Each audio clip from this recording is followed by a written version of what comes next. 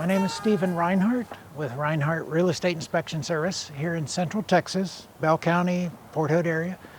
I'm a certified master inspector, certified professional inspector, building inspector, and this is the house we're going to inspect today. It's a 1997 vintage, about 2,700 square foot, representative of this whole neighborhood here. If you follow me, we'll get started on the roof inspection.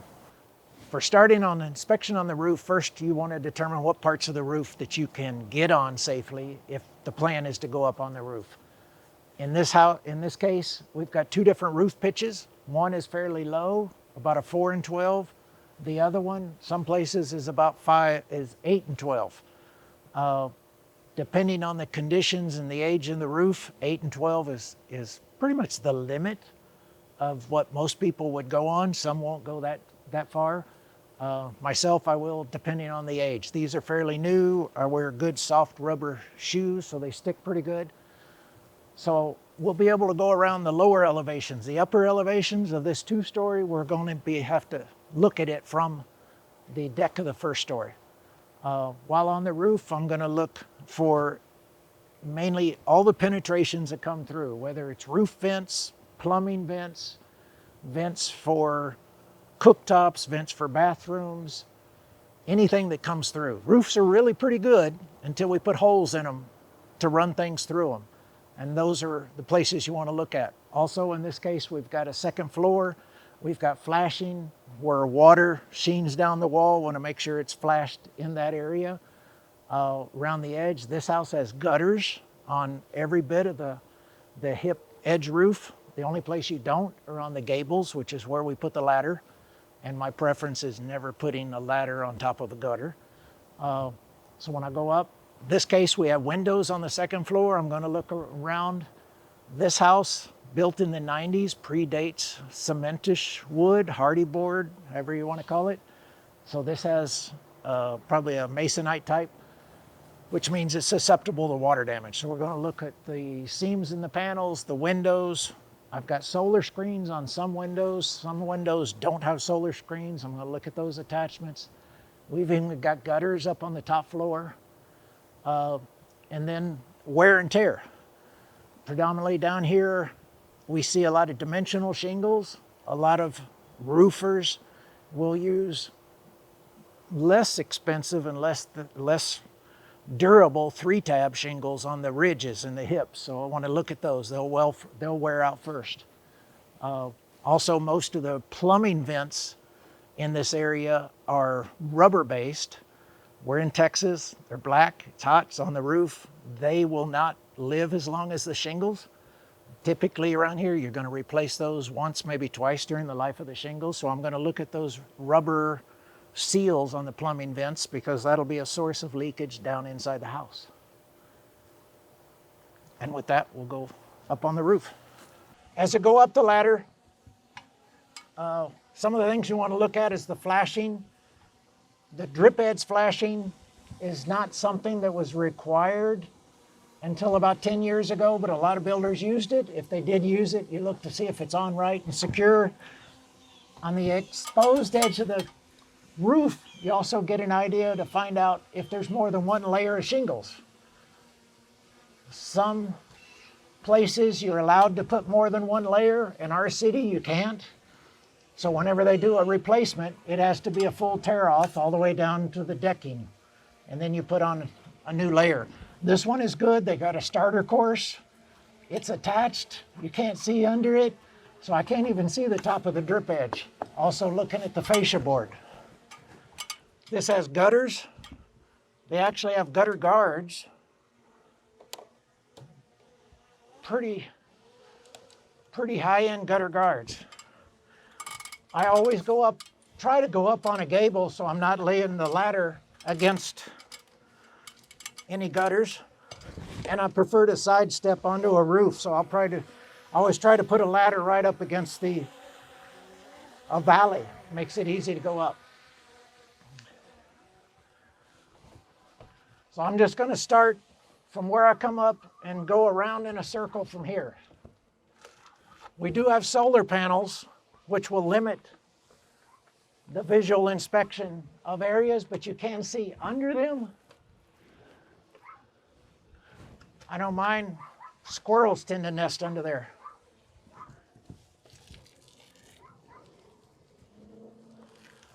Just wanted to look at the flashing up against this wall, down under the shingles, or over the shingles, so that water won't go under the shingles.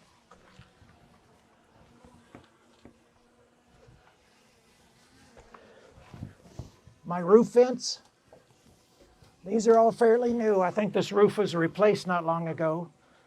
Anytime I have exposed nails, I'm just looking at they're sealed.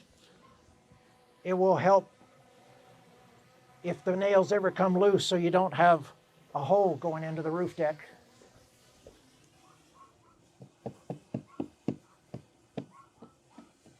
I'm always suspicious if I see areas that have excessive caulking. There's a little bit here, but it's not too bad. This old siding, you will have to periodically renew the caulking in the joint. Manufacturer likes to have a little gap so that during the extreme hot and cold, when the wood may expand or swell, it won't swell to the point where it starts tearing apart the wood. So they leave a gap and it requires caulking periodically.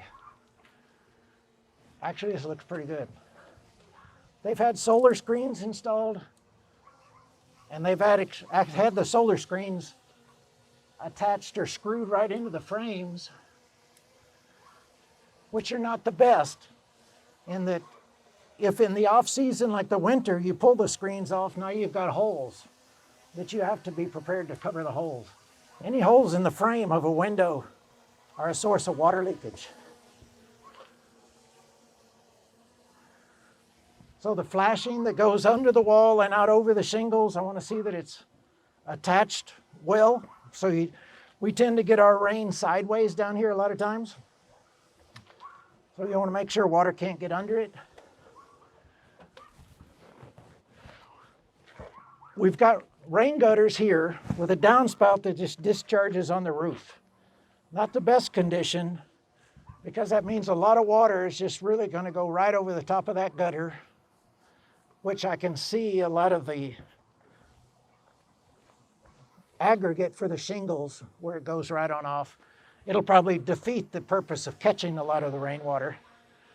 On the roof itself, you can notice we have dimensional shingles, and then on the ridges, what they did as a common practice is they buy the less expensive 3-tab, cut all the tabs off, and they make the ridge.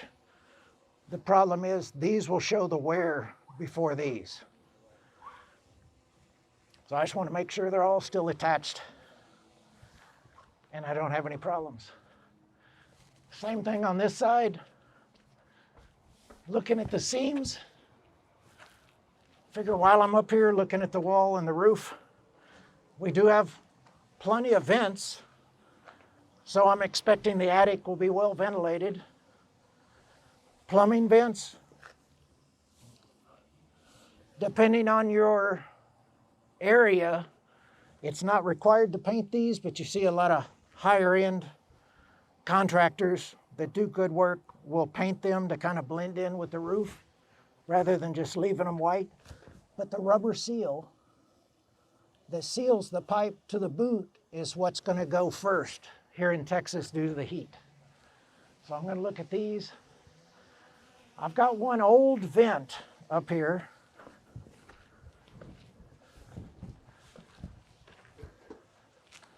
This one, I'm thinking this might be a water heater. Now this house at about 25 years old, they put some of the old type combustion vents, and that's what these square ones are. We've got a gas furnace and we have a gas water heater in this end of the garage. So these are the two vents I'm looking for here.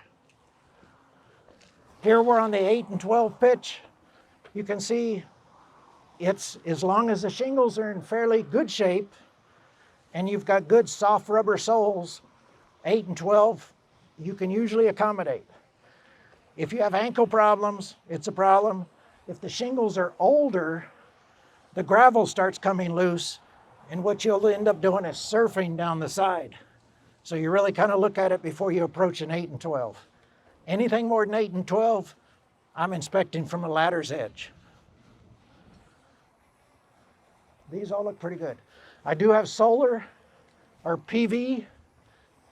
It will block certain areas. The belief is if I have hail damage or things, I probably wouldn't have it in there. I can make sure, and most are pretty good, that they didn't cover over any plumbing vents. Although the newer code now does allow them to elevate the PV a little bit and have plumbing vents as long as it's got a gap between the end of the pipe. But most installers will avoid the plumbing vents or have a plumber move the vents. But and like most inspectors, are not even going to touch the PV because they create electricity anytime there's sunlight out here. And I just want to make sure that I won't be energized just like the panels. But I will walk around it. When you're walking on roofs, what you'll find, if this is 8 and 12, the ridge typically is going to be somewhere a little over 5 and 12. So on a roof that this might be questionable, valleys and ridges are low enough slope that you can usually navigate it. So on some houses, you might just be limited to walking the ridges and looking down at everything.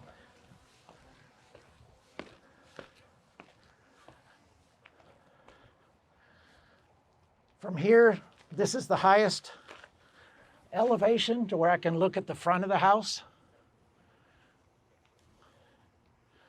If I had a small step ladder, you could actually transition up to the next level.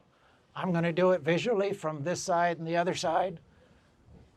The shingles do look in pretty good shape. I've got 3 dormers, which will add things to inspect, more flashings around the edges and windows. I believe these are real dormers, not just aesthetic dormers. While I'm here, I still look at this side. Down here, we have these brand Rinehart vents for the attic here. For the upstairs attic, we've got a gable vent. From the inside is where I'd have to check the screen. Down here, we have a lot of birds that will get through the gable vents and set up bird nests in the attic. So it may look perfect from out here, but when you get in the attic, at least look at it with a bright light and see if the screen, the little vermin screen, is in good shape. So as I come around the front of the house, I'm going to look for some of the same things. I've got siding up here. I've got the roof, the upper roof that I can look at, windows, trim around the windows, flashing around the windows and the dormers, and then the front deck. One thing that I do find, if there's a weakness in the actual decking, it'll be more obvious on the lower slopes than the steeper slopes. So if there was a issue with older houses that might use 3/8 decking, which is in the building code, 24 on center rafters, you'll find some significant flexing, kind of like a diving board, usually at the seams more often.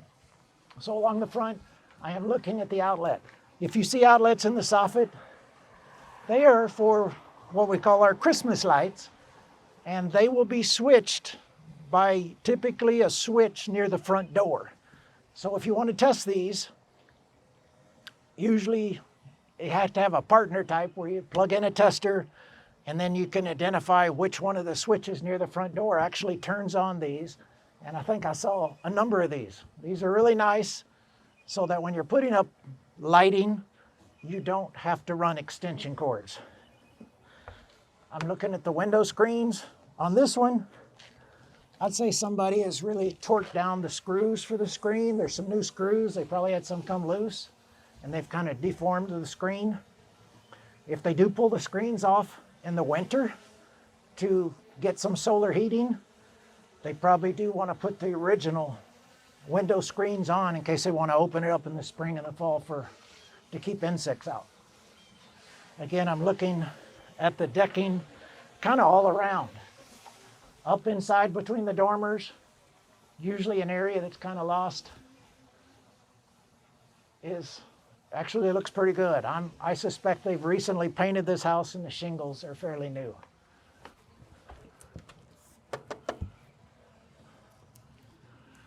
I think they may have had the windows replaced. In the 90s, these were probably all aluminum windows. As I look around the neighborhood, these are vinyl.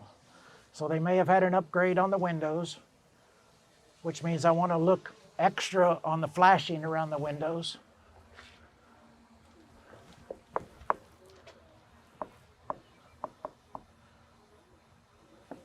And I also suspect that the trim in here is a cementous trim. It doesn't feel like regular wood that we saw in the 90s. But I've got flashing that goes up under the siding, over the shingles, try to prevent water from getting under the shingles in the decking.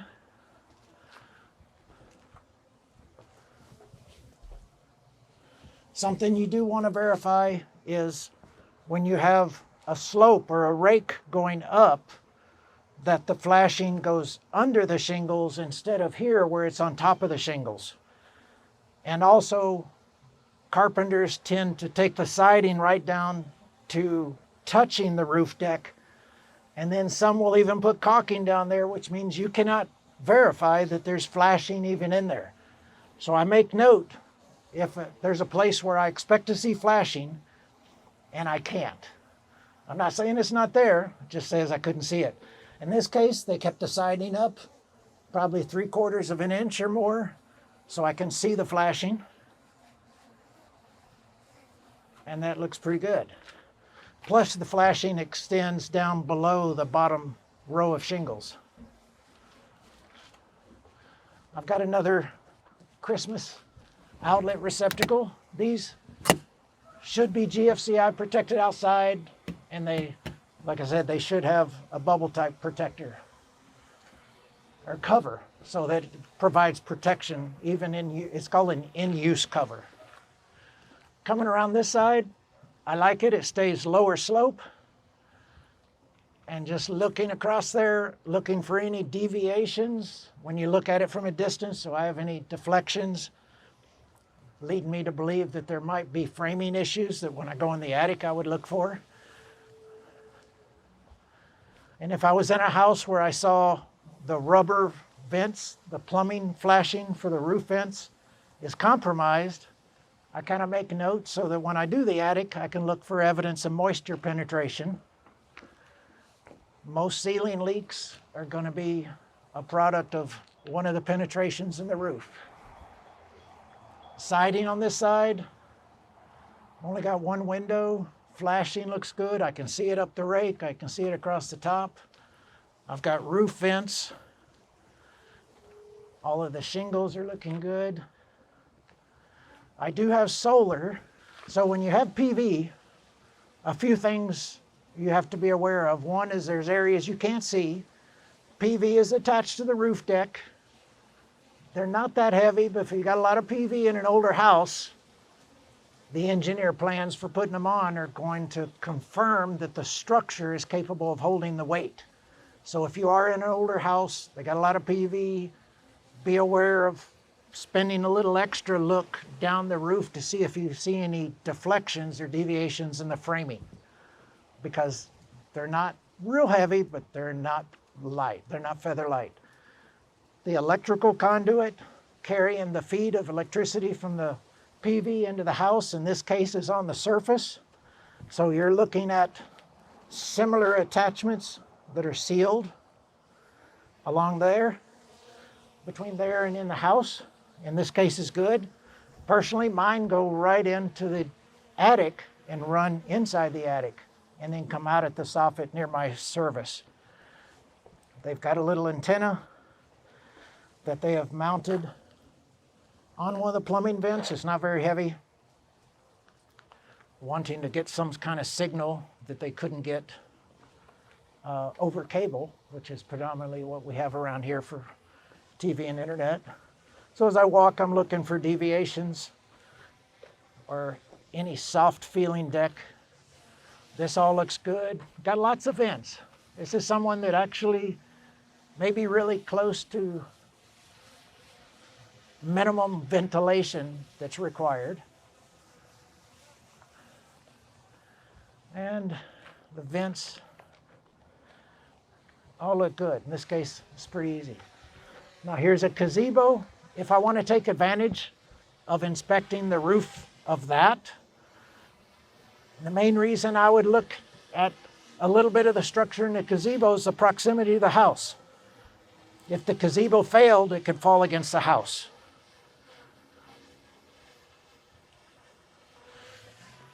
And it looks okay.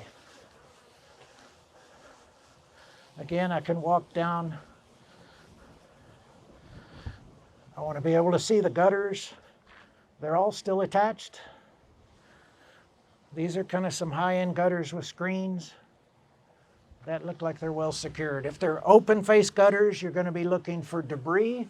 We've got a lot of debris potential with trees, deciduous trees, and if you have predominantly live oak, like in this part of the town, it will fill the gutters in another couple of months.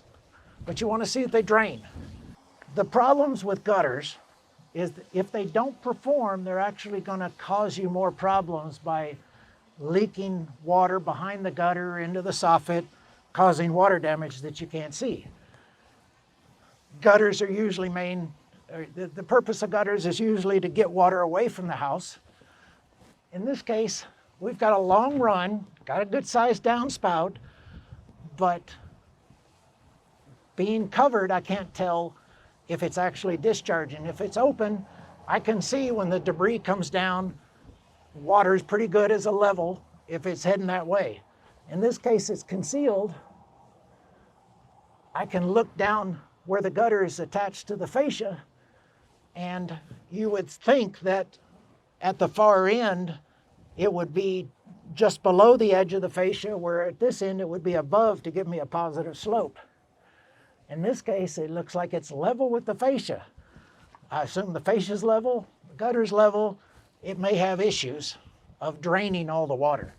If it doesn't drain at all, the areas that hold water get heavier, the screws that hold in the gutter tend to sag, and then it just gets worse from there.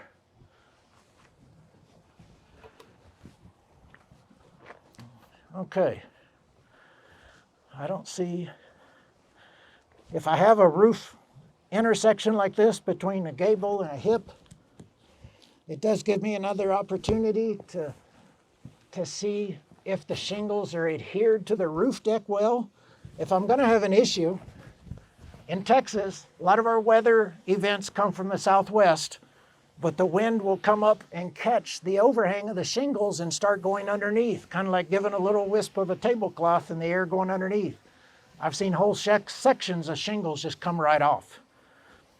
They can come off if they're not nailed adequately, if the decking is damaged and the nails aren't holding into anything substantial. I can kind of look at the edge and tell you that they've done it right with a starter course. And it must be done probably right, because I can't even lift the shingles apart to look for the adhesion strip in the starter course or the nailing in the starter course.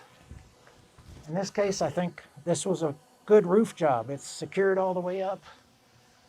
Those look good. I'll probably make comments about the slope of the gutter, that it's possible it's not draining. I can't see because of the debris screens on the top, which kind of help, but you can see the debris from newer shingles. Newer shingles are going to deposit the loose aggregate after the first couple rainstorms.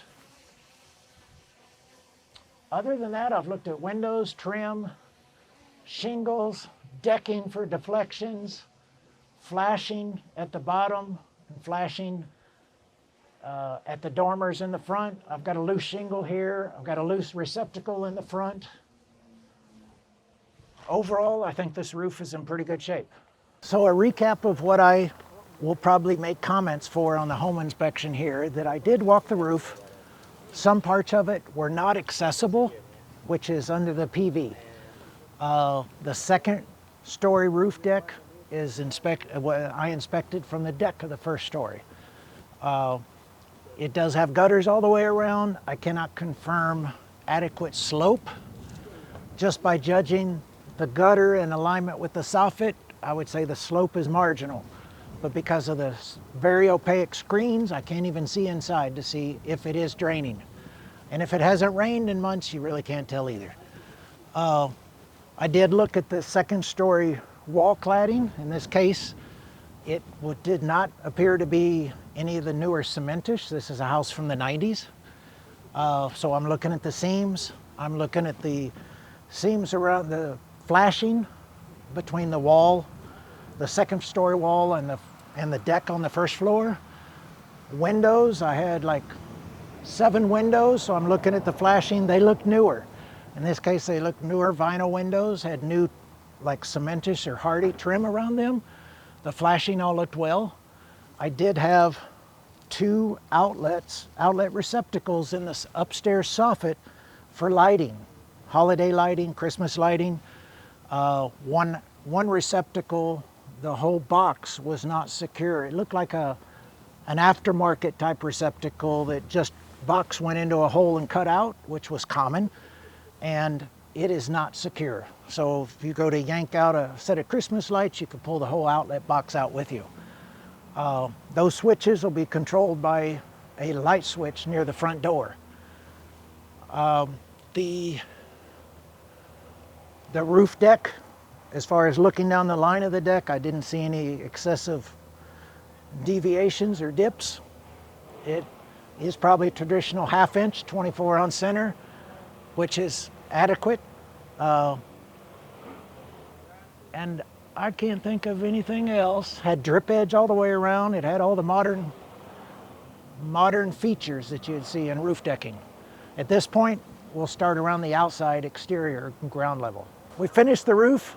I'm going to stay outside while the weather is nice, and we're going to do the exterior of the house, and the items in proximity of the house, like the flat work, driveway, sidewalks. I'm going to start here at the garage, and that way work all the way around. And the idea is not to jump around and then miss things. This house also gives me an opportunity to look at the foundation edge, to look for things that might lead to any items I see in the house, like cracked tiles or wall tiles. So in this case, we got brick veneer. I'm looking for the weep drainage holes because brick and masonry is not waterproof. If you hit that side of the water with a water hose or a sprinkler, you probably, if you had the access to it, you probably see the backside of the brick actually start getting wet in about 30, 45 seconds. So water does go through brick, comes down through the weep drainage holes, and you want to kind of look at them to make sure they're actually drainage and not just aesthetic, like after the fact poke some holes and drag some mortar out. The effectiveness is still kind of limited depending on the brick mason, because a lot of times they'll throw the mortar down behind it and there isn't any gap. But the best we can do is make sure it's up, it's got drainage. I'm looking at the garage doors, an opening in the wall. Looks like 2x8s or 2x10s on either side are aesthetic trim to cover the cavity between the inside framing and the brick. There is about 1 inch between the brick and the framing of the house. I've got wall board above it. They've actually concealed, in a lot of houses you can see the steel lintel that's actually carrying the weight from above. As far as structural framing, I have to assume, 1, it's required, and 2, I don't see any deviations that they've got structural framing across here, but they've actually concealed it. So I can't see the steel lintel that we do see in a lot of houses. And again, I'm looking at the underneath of the eave. It's common that this piece of wood will twist or warp in time, and you'll see the gap in between the brick. It's kind of an aesthetic issue to seal that. Usually we do not see the top of the brick, those soldier bricks, caulked to the brick, the freeze board. of the part of the soffit up here, that freeze board. Some people caulk it. Some people will think that, like my wife, they'll think bugs are going to go in and get inside the wall. Actually, that is part of the ventilation. Because moisture going through this, you want some ventilation behind there to dry out eventually. Sealing the top would stop that. The gutters are secure. I would prefer they discharge farther away. You can see where it goes. We don't deal with a lot of snow down here, but we deal with ice and freezing. We do get some ice. It melts in the day on a hot roof, comes out here and freezes. I've got a caution that in freezing times, make sure that you're aware that this is going to have ice on it. A lot of vegetation around the house. I want to make sure the vegetation is not in contact with the house. Down here, we're in a medium to high area of subterranean termites and carpenter ants. Those are probably our biggest little critters that like to share the house with us. So I keep vegetation. If I see vegetation in contact with the house, I'm going to recommend they trim it away. And you get some builders actually so proud of their house, they got a cornerstone. Forever know who built it. Again, continuing around, looking at the weep drainage. I've got wires for the lawn irrigation system coming out. In some areas, those get beat up by weed trimmers. They look solid. Around the windows, I'm looking at the same type of thing. Here's the solar screens, but you can see where they've moved them and they've left holes in the screen. This is an old aluminum. They should seal these holes up. Those holes, water will go in there, and although the window frame has drainage along the bottom, I would just as soon not test it. Also, you see that little gap? All the way up. This house, the foundation has flexed a little bit, probably in the middle. Looking at the terrain, the left side of the house is probably on virgin ground, this side's on fill. Our slabs, being monolithic slabs, they're resting on the ground. Just think of a houseboat on the lake. It's going to move with the ground. That side won't move much, this may, and it looks like it's flexed. I do have a slight relief crack in the brick right down here. So when there's some slab flexing a little bit, I would call it, the framing of the house for something like this is nothing. If you've ever pulled apart anything you've got nailed together, it's not hard. So the framing will accommodate it, but there are brittle things in the construction. One is masonry cladding, the other sheetrock that don't rack well. And when there's tension, it will relieve itself. So I've got one expansion there. Some masons will actually put a control joint to allow the brick to accommodate for any racking tension of the slab, because the brick is sitting on the slab, so it's going to rotate with it. If this rotated out, you would see in the corners, the freeze board would split where the brick tried to lean out with it. Again, the framing, unless it actually moved like 2 or 3 inches, you're not going to see nails and framing come apart. Most of the time, you see the framing, the slab bend, either from heaving in the middle, which is rare, but settling on one side. So the crack starts small, and as it goes up like a pie, it gets bigger. So the most extreme movement's going to be in the attic framing. So if we suspect that there might be issues due to the foundation flexing or bending, when we go in the attic, we're going to look at the rafters and ridge connections to see at the most extreme point anything's pulled apart. I wouldn't expect anything with that amount.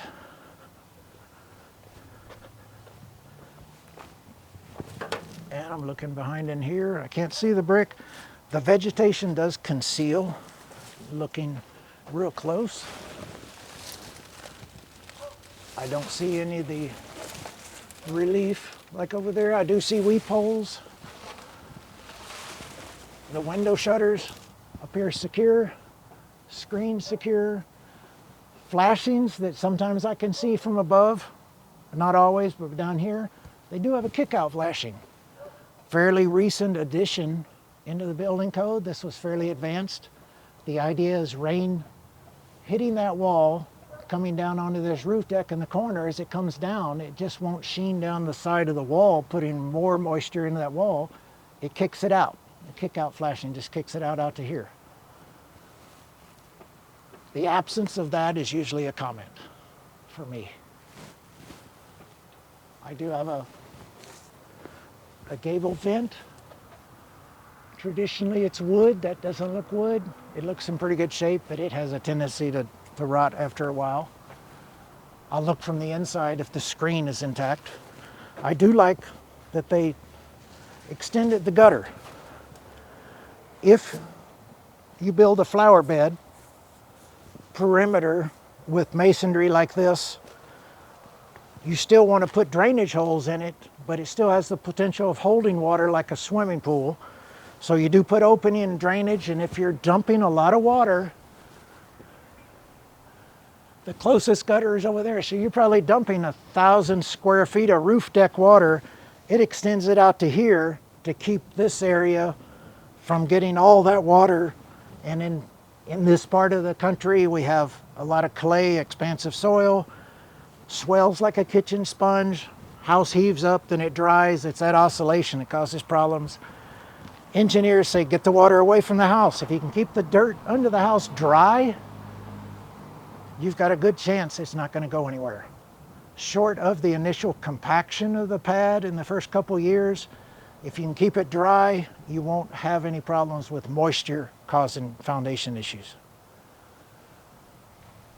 I can walk on around. This house does have soffit lighting. It might be controlled by a switch. Mine's actually controlled like as a light sensor. Comes on at dusk, goes off at sunrise. On the outside here, I do have faucets, hose bibs. I do like to look at them just to see. It does have backflow on it, anti-siphon. It is extended out a little farther. This is potential for freezing, plus is copper. When this house was built, plumbing was copper, predates PEX. I just soon see the copper having been protected, but sometimes the plumber, when he's roughing it in, he misjudges where the surface of the masonry is and they stick out too far. If it was any farther out, putting a water hose on it, pulling it sideways, you can crimp that copper. This doesn't look too bad. Everything looks like it's solid. I'll go around later and actually get water pressure off of it. I've got lighting coming out, which I can see yard lighting in the front. I always, if I've got electricity or gas coming out, I want to see where it comes out. This actually looks professionally done. Covered, sealed. It's actually got a gasket in there, got access to the wire, and it's in conduit. I like that part. As I continue around. In the patio, brick masons tend to not put weep drainage in a covered patio. If you're looking from the building code side, it doesn't give an exception for weep drainage in masonry veneer walls. So I would make a note that there is not any weep drainage in this side. It can happen. It can get wet. Homeowners can be power washing the wall to clean it up. It is white. It will need washing. I do see a drain. Typical, that's the garage, probably water heater, pressure temperature relief valve. This house predates the mandate for a drain pan in the water heater. That's why I only see the copper TMP. I usually tell people, if you don't know it, paint it red. That way, wife or kids, they see water coming out of it, it's cause for concern. We got video cameras, we got more outlets. There was a time where this cover was acceptable, and in some jurisdictions, they still want the in-use cover, which is the bubble type. Because if you've been here in Texas, our rain doesn't come down most of the time, it comes sideways. So that could still get wet. I've got window Here's another very tiny little, so it looks like the house, the foundation is flexed ever so gently, and it has relieved the tension in the masonry wall. Very minor. I don't even see it continue up. Shutters are on and secure.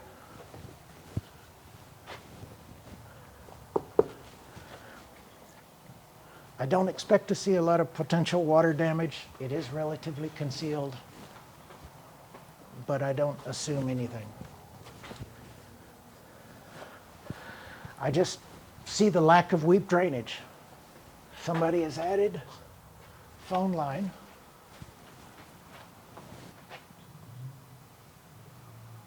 Might be for the cameras.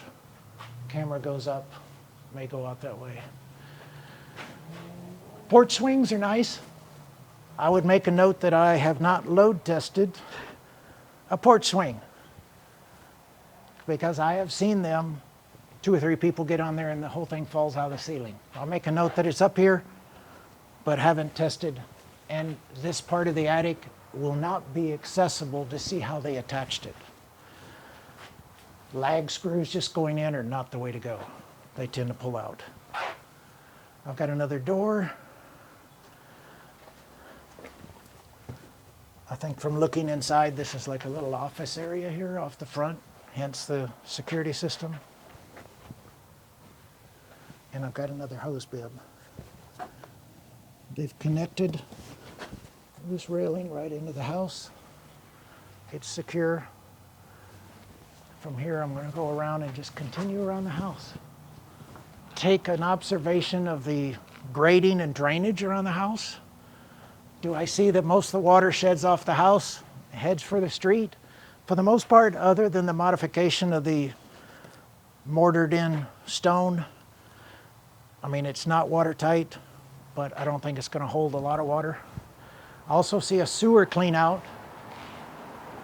If I went to the curb, in the last 30 years, whenever they put it in, you'll find an S probably etched into the curb where the sewer connection is. Some cities will actually have another clean out where your yard line connects to the city sewer. This city hasn't done that, so you've just got to clean out from up here. Like I say, the lighting, sidewalks. InterNACHI does have in its standard for sidewalks. I'm mainly looking for the integrity of the sidewalk.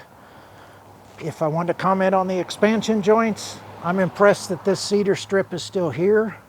Mine are all gone. That expansion joint accommodates movement. These are not structural features. This is real thin, probably 3-inch, if that. Probably has chicken wire in it instead of rebar steel, so they're susceptible to moving. This actually looks in pretty good shape. If I had separation in a crack or a control joint and I had vertical separation more than about 1/4 of an inch, I'm going to make a note of it as a trip hazard.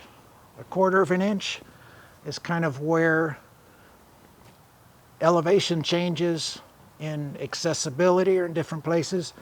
The variance between stairs, you're kind of hitting the threshold where the mind can calibrate and actually trip in there because it assumes it's all level.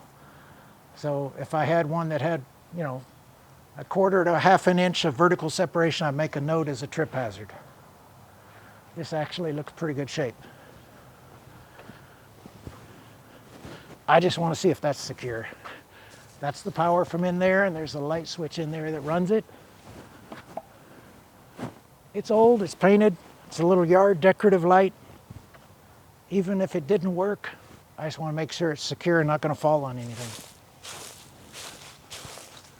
Vegetation, as far as trees, proximity to the house.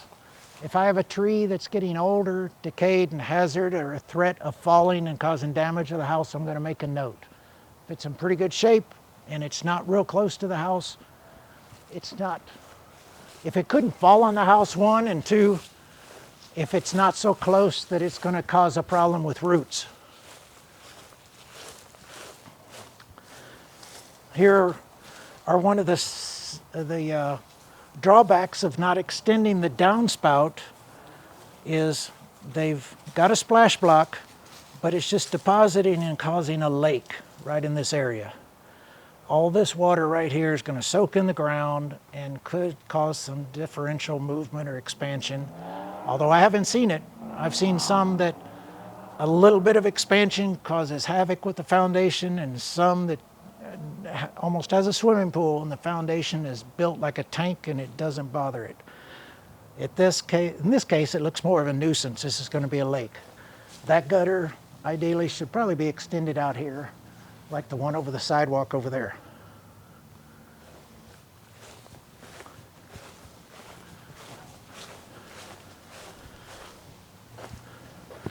Again, here's where the weep holes start. So they pretty much, from that hose bib to this hose bib, they don't have any weep drainage in the brick. This one is closer where I like to see it, up against the house. If it was in wood masonry, there's a notch where it would be screwed in the wood for secure. You can grab it, it doesn't move. Tells me the pipe inside is secure. It's got the anti-siphon, which even though I only put a gauge on one of them for pressure, and I would expect same pressure everywhere, I will put it on every hose bib because that's the only way I can find out if this anti-siphon's defective. In Texas, those little guys have rubber washers in them. The heat cooks them, and you go to put a water hose on there, and what you'll find is water comes out of the ventilation holes in the back, the anti-siphon feature in here, and you'll have water just squirting everywhere. And the only way you're going to know is put something on it. Could be a cap, could be a pressure gauge, and actually have some back pressure into those vent holes.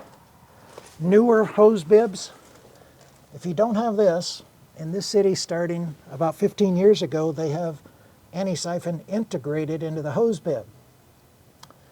And the way you know is if you turn this on and the stem comes up, you'll see a hole drilled through the stem. And that's the actual hole that replaces these in here. We don't have anti-freeze, freeze-proof hose bibs in Texas, like up north, where this valve is actually back in the wall, so it shuts off the water in the wall. Around here, the water shut off right here, this still freezes. This is the predominant way to slow it down, and the only purpose this has is to capture heat that's coming through the wall and catch it right here to try to keep the hose bib above freezing. It works marginally well. You're depending on heat to be coming through the wall with the pipe and then capturing it there. It's the only way that works. Again, on this side of the house, my question is drainage. Obviously, they had built a retaining wall, so I'm looking at the integrity of the wall. Does it look like it's stable and not going to fall down towards the house? But also the drainage in this 8 to 9 feet between the house and the wall. Where does the water go? I've got a roof rain gutter that's probably draining 1,000 square foot of roof and dumping all the water right here. So if I already have a marginal draining area, like you can see, the ground generally slopes towards the house. And then based on the exposure of the foundation, it might be very subtly going this way. But then I add 1,000 square foot of roof, it's got to get over the hump to the street. I suspect this area does not drain real well. And I would make a note of it. I also note the lack of vegetation is because of the lack of sunlight. Very little is going to grow without sunlight. Means there's going to be some erosion, potential erosion. Our electricity is underground. I believe I saw an underground transformer in the back. So it goes underground up to here. I have my original electrical panel. I've got the PV system tied into it. I do not inspect the PV system. I just note that it's here, and I make comment if I don't see the usual warning signs that tell me there's PV there. And I do see some of the structured or non-electrical type wiring for both telephone and cable. Most of it goes into the house. It was originally built. Everything that's exterior was added after the building of the house. I also look for grounding of the electrical system.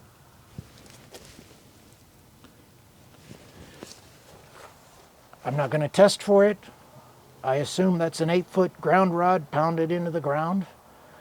And that ground wire goes up into the wall, and you'll be able to visually see it in the panel.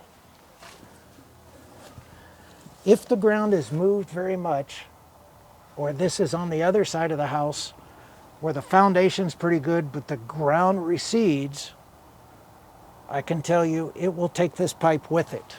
And we see that a lot around here in Texas. My house down the street is on piers. And so it didn't move, but the ground has settled around it because of the soil. And it actually pulled my service conduit down about 2 inches where I could see the wires. Now, current installations, they actually put a slip collar on here so it can accommodate, really, it looked like on mine, a foot of movement.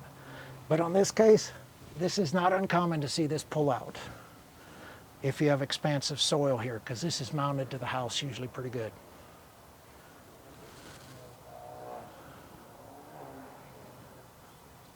I don't see anything else right here. The fence, I prefer to not see the fence attached to the house. The brick is not structural anyway to be securing things to. If the fence was actually secured to the brick veneer, I'd make a comment there because it will break it loose. We do have the first control joint basically in the brick veneer, which allows for any differential movement or racking of this wall. Ideally, that would not be filled with mortar. That would be with some elastomeric caulking that it could accommodate. You can see it's had some movement, but very little. I say the fence is not attached. It's up close to it, but it's not touching. And again, weak drainage holes, windows, any evidence that it's moved. In this case, we've got a room addition. It's very obvious that this is newer than the original house. They've done well at finding brick. It's not uncommon that the people that made this brick are not in business anymore and you can't find it, but they did real close. You can actually see some brick replaced right here. But here, and here they actually, it's kind of a control joint, and they filled this with an elastomeric caulking, kind of like we see with tilt-up concrete commercial construction. This will accommodate quite a bit of movement. It will compress and then bow out, and it will stretch, and it will keep the wall sealed. That's kind of what should be in that other original control joint. You can see the original slab where the brick ledge was. They filled in the concrete. We've got a cold joint there. Not much you can see about it other than it exists. You would assume that they dowed the two pieces of concrete together to maintain any vertical movement between the two. And I have another electric panel.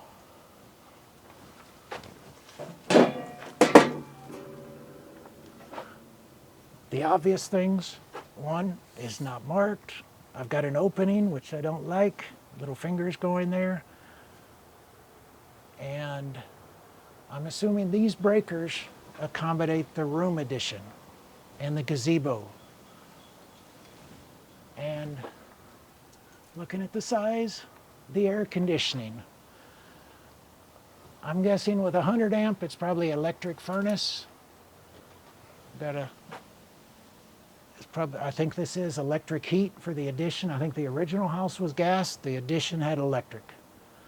So I've got electric, I've got a disconnect, I have a dryer vent.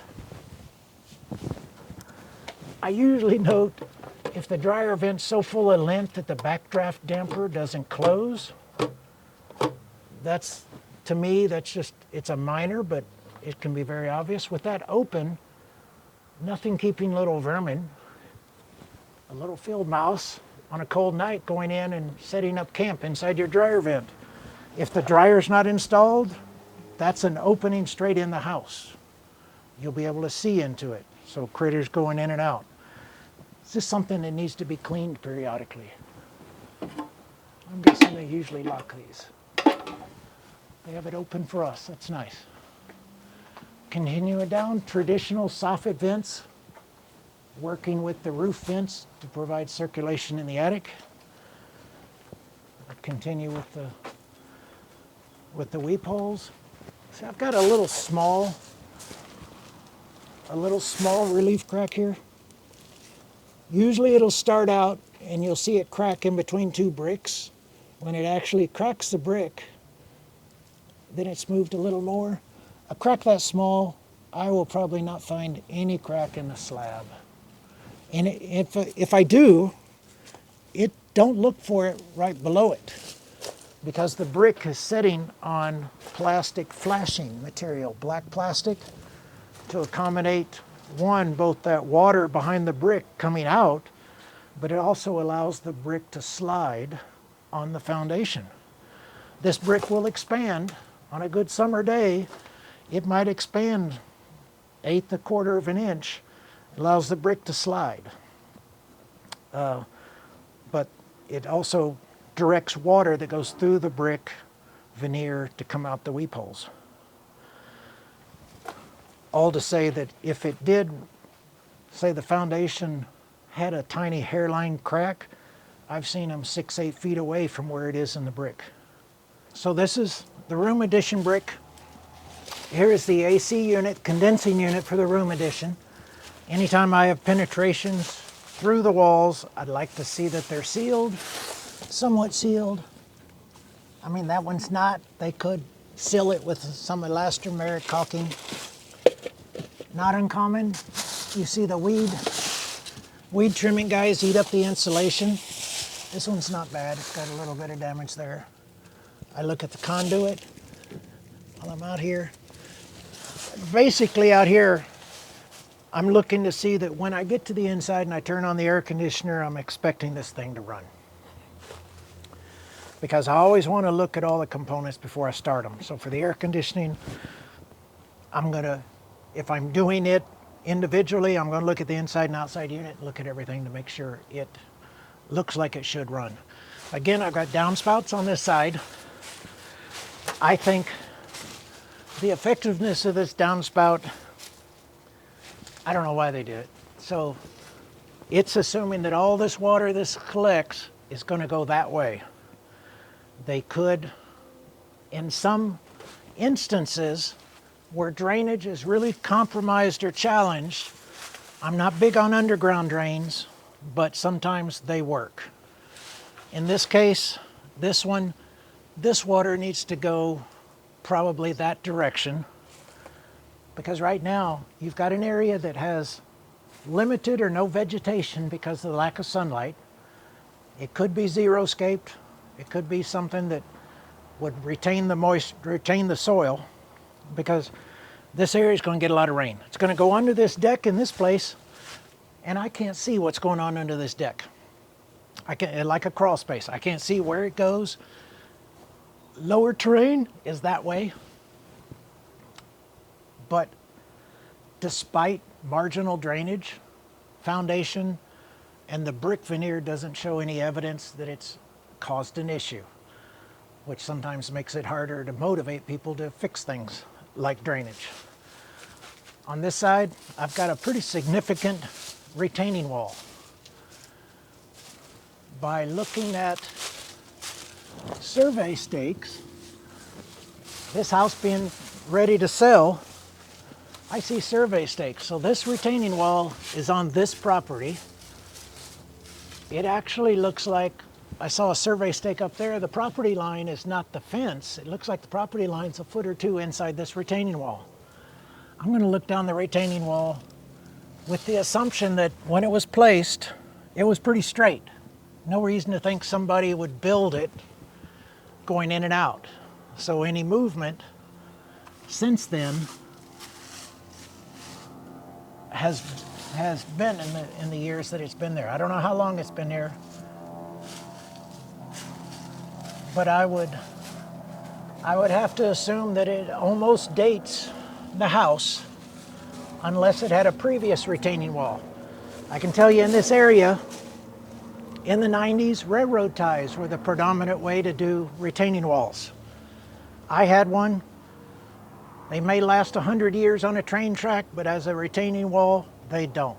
They start decomposing because of the moisture on the backside and the poor drainage. This probably does not date the age of the house, but it is in pretty good shape. It's doing what it's supposed to do, keep their yard in their yard and not coming over here. If I saw any significant movement, then I would call it out. I will make a note of the retaining wall in the report just because it's close enough to the house, to the proximity, that if it failed, it would impact the house. A lot of times we think retaining wall is going down and that the retaining wall is holding the soil that is integral to the support of the foundation. This one's integral to compromising just falling onto the house and then all the moisture and water and everything up against the house. I take pictures and make note of it. Same with the patio deck. It does have electrical in it, so I will be checking, one, to see how it gets its electrical, and in this case, it's from this panel. I've got 2 circuits out of this panel that appear to be going into this gazebo. Having looked at them, one of them is a 240 volt, probably a hot tub at some point. The other one is for lighting. I do have a ceiling fan, I have lights, and I have receptacles in the gazebo. I've got motion light up here. Looks secure, gutter's secure. I'm just going to keep coming around. Hose bib, just like the others. These are all older, non-integrated anti-siphon. They're going to be screwed on the end.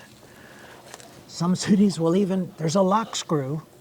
Cities will have you tighten it down, then break the head of the lock screw off to limit the ability for a homeowner to defeat these and pull them off. Just a note, when you see a lock screw and you wonder why it's broke off, it's not broke. Cities will make them break it off so that the homeowners can't defeat it. I don't see anything else with that. I got electrical conduit again, professionally done, going under the deck. Again, I've got weep. I just continue with weep. Now here's the drainage. Now this one's kind of odd. I wonder where all this, like, effervescence, what it looks like. Here's the original drain for the condensate for the air conditioner that was added. It probably, because of the traffic right here, broke off and somebody's fix, and that's how I got it stained. Somebody's fix was just to slide that on there. Probably let them know that's not glued and explain why. First thing somebody might ask is, why is that all there? It probably drained for years right on there. And you can see how the drainage is limited by the sidewalk here. It's actually, any drainage from this area is going to have to traverse under the deck and to get that direction. Again, walls, this one looks pretty good, brick veneer, lights secure, door and door frame. You can see these are newer. Again, this should be a different kind of cover. They call it an in-use cover, one that will provide protection to the outlet receptacle while it's in use. This one, when it's in use, is exposed and does not provide protection to water getting into it.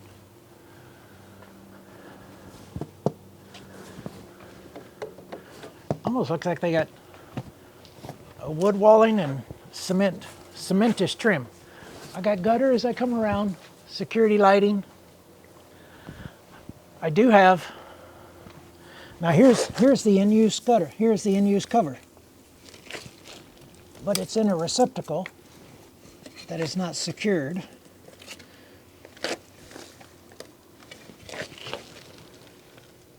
It's a switch.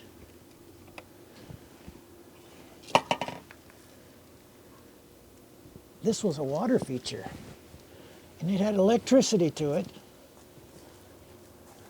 This went up. Sometimes it's a little Sherlock Holmes to see what it is you're dealing with. That was a water feature, electricity going to it. Kind of curious how it got electricity. At this point, we don't know. I would probably sniff it just to make sure if it's hot or not. If it was still live, I'd definitely let the buyers know not to mess around with it. Now here is a hose bib that is not secure to the wall. These little screws on either side are designed to attach this thing to the wall. And before they put the siding in, this hose bib was designed, the pipe for it should have been secured to the wall with a clamp. As the water pipe came up and it turned sideways, probably attached to the sidewall of a stud. So I've got two issues. One, the opening. Water sheens down this wall, goes in the hole. Wouldn't be uncommon to see water damage in the wall below it. And then also securing. Put a water hose on there, start yanking it. Yank it enough, the solder, that is copper pipe, the solder can come loose and start leaking. What I thought about is this went down the wall.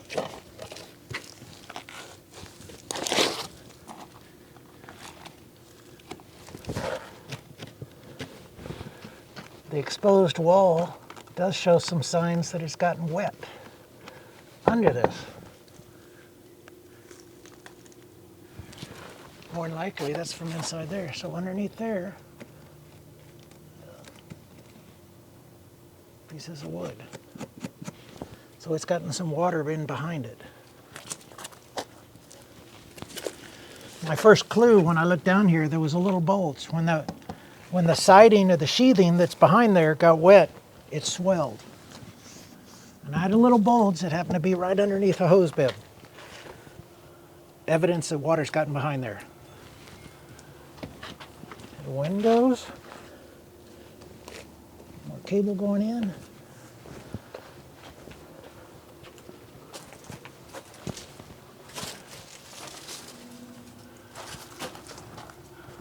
Somebody's done some recent caulking.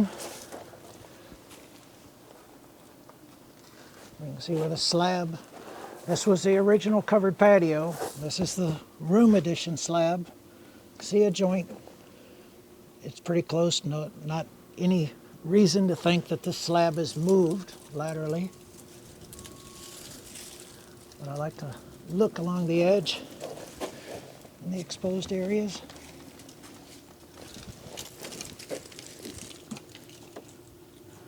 It looks like there's a good 1.5 inches of overhang of the siding over the edge of the slab. That's good.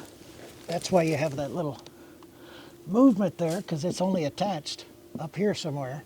The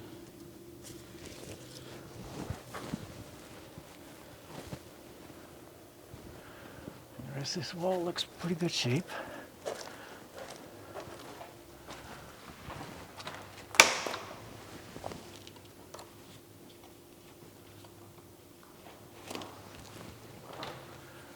If I've got French doors, don't forget to open them up. A lot of times you'll see the little pad, because as the door compresses this, it leaves a little gap. So these door frames come with a little sponge pad that goes in there, and you can kind of see water that gets in here. This is the first places that show signs of it. Bottom of the door jamb, bottom of the door. Exterior doors that don't have a lot of cover are susceptible to water damage. Exterior doors aren't necessarily designed to be waterproof. They shed water well, they air seal, keep the environment separated, but if hit directly with water, they will tend to leak. This was a covered patio, a little bit of a slope. My initial observation is water gets in this door. I don't know how it gets out. I don't know if it was designed to go under the door jamb. We'll check that out with the rest of the doors. I'd like to continue around. Along here, the elevation of the paver stones is up to the siding. Actually above the siding. Siding disappears behind the paver zones. Multiple reasons that's not good. One, insects.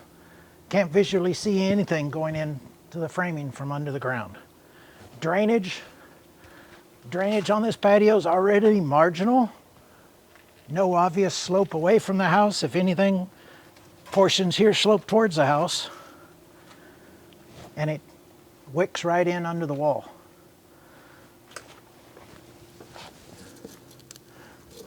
Yeah, so that siding goes about an inch below the pavers. Not good. If they were to ask me, I'd be pulling these pavers out, lowering the elevation of the soil, and then back up. Maybe if I wanted pavers, they would be at the elevation of the gravel up there. Leave a few inches of the foundation exposed. Minimize moisture, wicking, insects, and everything else. Another outlet without a cover, or an in-use cover. So we check outlets, we'll go around and check those. A gutter, downspout. Again, the drainage. It's going to drain the water and it's just going to sit right here as a lake. That really should, it doesn't have to go far, and all that rain's going to leave the yard and not be a problem. Most of Texas is surface drainage. We don't have a lot of underground drainage. We don't have any underground drainage that builders or homeowners can tap into. So all of our rain is designed to flow along the surface to the street and then down the street.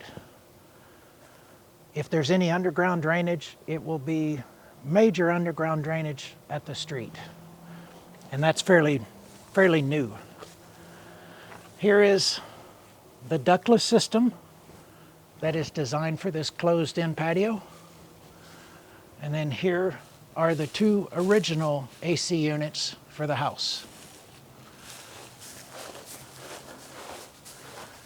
Here's the power they brought down. It looks good. It's got a disconnect to it. It goes to the ductless. Oh, at least they did screw this down. These are so top heavy, not very stable. Manufacturer put feet to be screwed into the pad. Continue looking for weep holes and drainage. This, trying to think where we're, there's a sewer clean out. Usually you'd see those at a laundry drain or a kitchen sink. Is it a kitchen sink? Oh, kitchen sink. So that is the kitchen sink. Something that has solids that might go down it and clog down in the pipe. Not all builders do it, not a requirement, but just a good thing to do. So that gives access for somebody to go down into the drain under the kitchen sink. Here's the original dryer. I think the one we saw on the other side of the house was an extra washer dryer in the master suite. So here's the original dryer. It's secured. Flapper's in a little better shape. We see a lot of rain. I wouldn't usually see imprints in the ground from rain unless that gutter's overflowing, overwhelmed. We saw that gutter drains on the roof right there. So probably comes with any velocity, comes right over the roof and hits right in here. This corner gutter is overwhelmed and is eating into the ground right there, making a low spot, so that's a lake when it rains. This could be, the drainage in here could be improved, but it probably means that the gutter, yeah, this is just a low spot from the water coming over the top.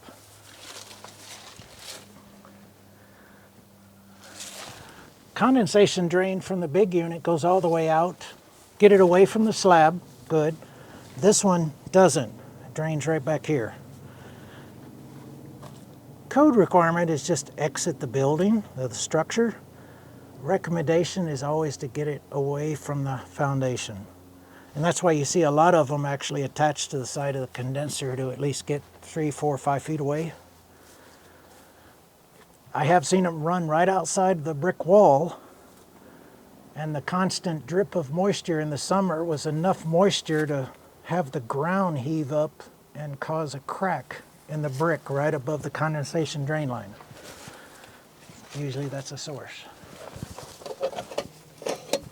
These are disconnects. They can have a disconnect or a circuit breaker. The idea is have a way for a maintenance guy to ensure that regardless of what something's happening inside, the unit's not going to come on while they got their hands in there working on it. And it's just supposed to be close. And the conduit is attached. Thermostat wire usually is a victim of weed eaters.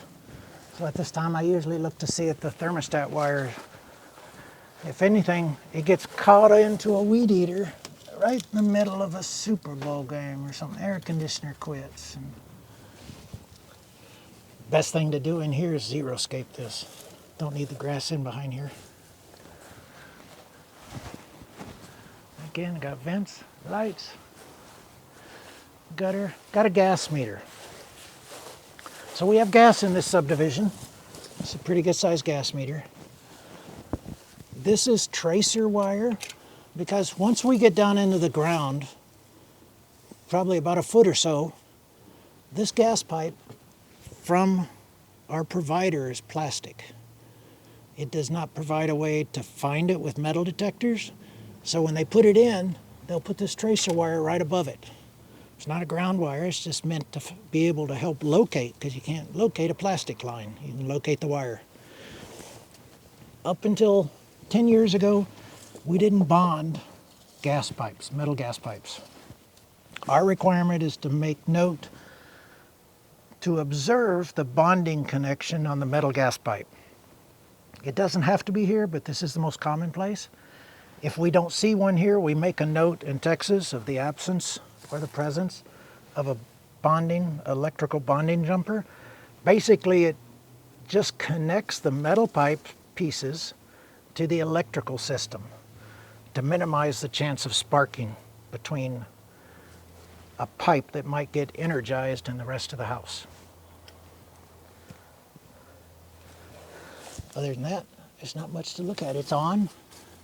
If you're wondering why gas doesn't work, that's on, that's off.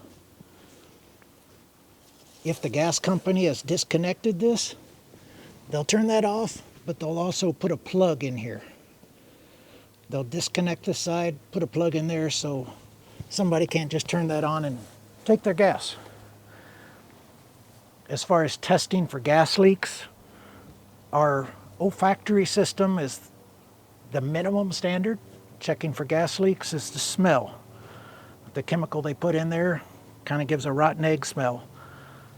Many inspectors will have gas detectors to sniff it. If you don't have one of those, a spray bottle with a mixture of dish soap and water, you can always spray on the connections and look for leaks. Usually if this is leaking, it's got to leak pretty good for you to smell it outside. If it's leaking inside in a closet, it doesn't take a whole lot to smell it. But other than that, that's all I have for gas. I see rain. We have a lawn irrigation system. In Texas, you're required to have a rain sensor for water savings. Nothing funnier than watching the sprinkler go off in the middle of a Texas thunderstorm. My comment is, it may be present, but it's not functional. It's been damaged. The conduit's been damaged. The wire may have. The placement of this really can't work. It's under the gutter, which means this may predate the gutter, but also most of our weather comes from the southwest, so it's going to be protected. So this rain gauge will probably not have the irrigation system be bypassed. And I don't know if that third wire that's cut has anything to do with it. It's a 2-conductor wire. It may just have a 3-conductor sensor. Location, I say, is going to work. That needs to be verified. The fence does look in good shape. Metal posts are great in Texas. It's not attached to the house. It's real close, but not actually even touching. Fence looks in pretty good shape. And then we come around to where we started.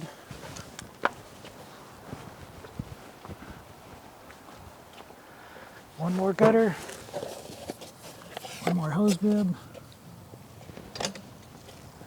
Somebody's cranked on that one a little bit. These just screw on. The copper pipe has a fitting soldered on the end, so these hose bibs just screw onto the end of the copper. It's very precarious to try to tighten these up because you can twist and break apart the copper on the inside of the wall, but it looks like somebody's torqued it down. So we'll check as far as, usually the thing that happens again is the anti-siphon will quit, especially on this south side of the house. O-rings inside it will decompose, and every time we try to use it, it squirts water everywhere. We'll check that. We'll start a hose reel. I've got a condensation drain, probably for the air conditioner on this side of the house. This house primarily, and everything for the most part in the last 50 years, we don't have crawl space. We've got slab, monolithic slab foundation, so I've got structural slab, so no crawl space, no basement. And then I have flat work on the outside, non-structural, but can be a hazard. So what we're going to look at is driveways. I can make a comment that the expansion joint, cedar strip, doesn't last very long. 15, 20 years max, it's gone. My recommendation, if they want, it's hard to dig out because it's got probably rebar dowel rods, is cover it with elastomeric caulking like we do in the control joints of the brick. The idea is minimize water getting in under the slab, causing problems. It is just flat work, so it will be susceptible to heaving and shrinkage, and that's what we have here. It's just very common. These are not significant here as far as movement because this is not structural. It's only carrying the weight of vehicles, which is nothing near the house. I do have one up here, a little more significant in that I have vertical separation at this point. And it always works out. You put a control joint, hoping the movement is there, it'll be up here. This crack here is pretty good size, and because of the slope, I'm guessing it is laterally slid downhill because I've got an opening of a good 1/8 of an inch, unlike these. This may progress. It's not going to affect driving or parking on it, doesn't affect the house. But once you get a crack like this, it should be sealed. And you can get some of that concrete sealer that actually go down in there. It's very liquid. It'll fill it. The idea is to keep water under there. Try to keep the ground under the concrete dry. Same with the sidewalks. As far as the structural part of the house, unless it's a stained concrete, the places you have to evaluate the foundation of the house are going to be around the perimeter and the exposed parts. In this place, it's the garage. On the inside, if it's tile and it's adhered well, the tile will give you evidence of movement or issues because the tile will crack. If it's more of the wood floor or carpet, it's going to move underneath it, so you won't be able to tell much. If the foundation does move, it'll also give you secondary indications in the walls because the brick walls and the structural walls move with it, and as they move apart, they'll start with cracking at the sheetrock gypsum seams, and then you'll see in the corners If this settled, this wall will lean out and it'll push out on the freeze board. This one doesn't look like it's moved. What we'll do is we'll walk around the house and look at the exposed portion of the foundation.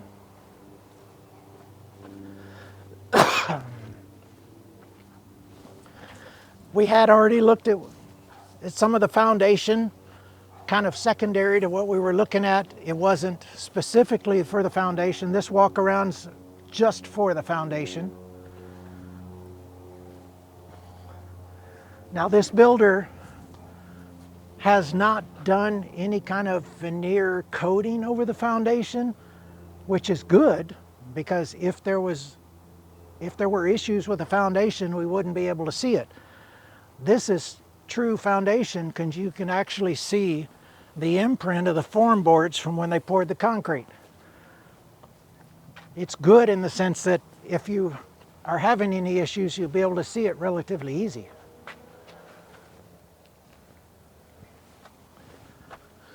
Except where there's vegetation.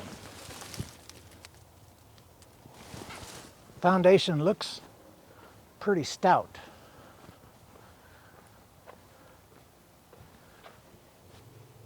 And this area is known for having lots of shelves of rock. As they were digging down the street to do the infrastructure actually up the street, groundwater leaks out of the guy's yard up there because it's just layers of stone. In places where they've done a coating, it can affect your ability to see any evidence of previous cracking. Although this one does show some, despite the coating up here. I can see a relief crack there. Actually, you can see a few of them along here. Sometimes they just go a little bit and they stop. Usually in exposed concrete, say this was just fresh, clean concrete without any coating on it, depending on the thickness, time of year, it will have curing cracks in it as the moisture in the concrete evaporates, depending on how fast it did. Curing cracks are differentiated from structural cracks. Usually in the curing cracks do not have any specific long direction. They may be diagonally where the beams are, and also curing cracks typically won't even go to the edge of the concrete. You'll see a crack across here, and then about a foot before the edge, it quits. That's kind of a curing crack. If the crack goes all the way to the edge and down the side, now that one's more from the concrete actually flexing a little bit.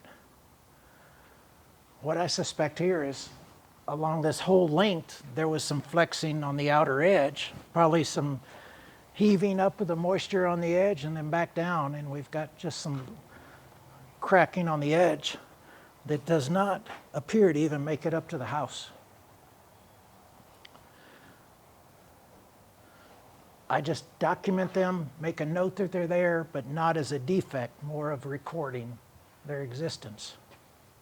Because the report does give us a good baseline for future events. Then I just continue around the house.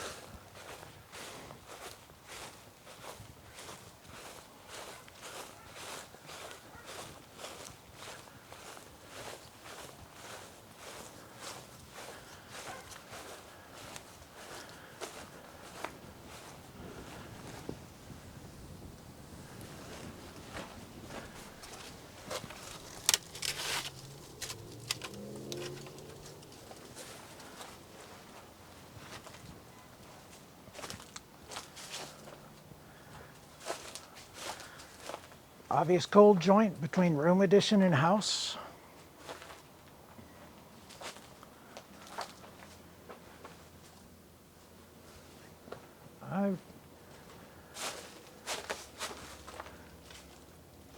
It's a little limited, but I don't see anything that would make me concerned that the foundation is moving more than what's commonly seen.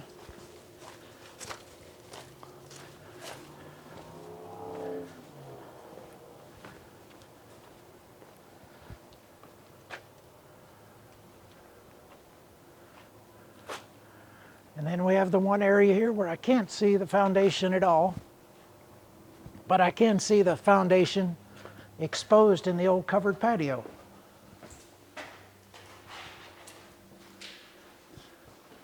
It actually looks in pretty good shape. And you can tell this was the patio because the brick mason did not put any weep holes in it. At this point, that portion wouldn't need any because we're covered. There is the secondary drain for the second original AC evaporator coil in the attic. If it were to drip, the idea is to be highly visible to the occupants. That would leave a wet spot in the patio.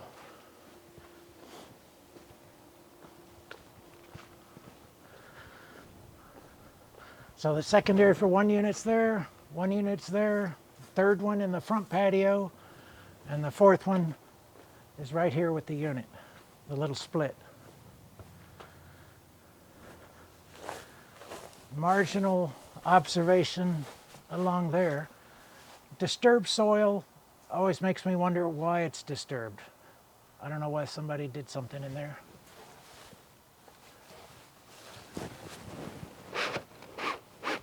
That's not secured to conceal, just to conceal it from physical damage.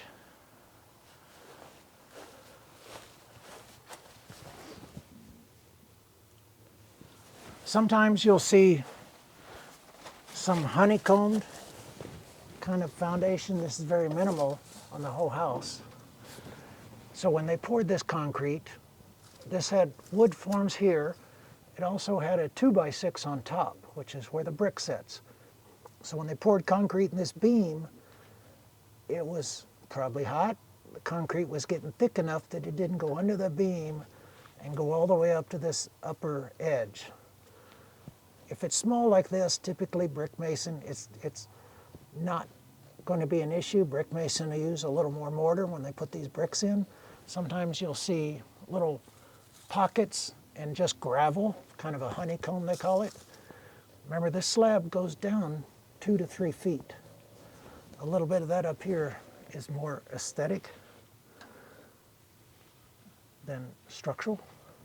But you might see that, I think that's the only spot in this house where it was like that.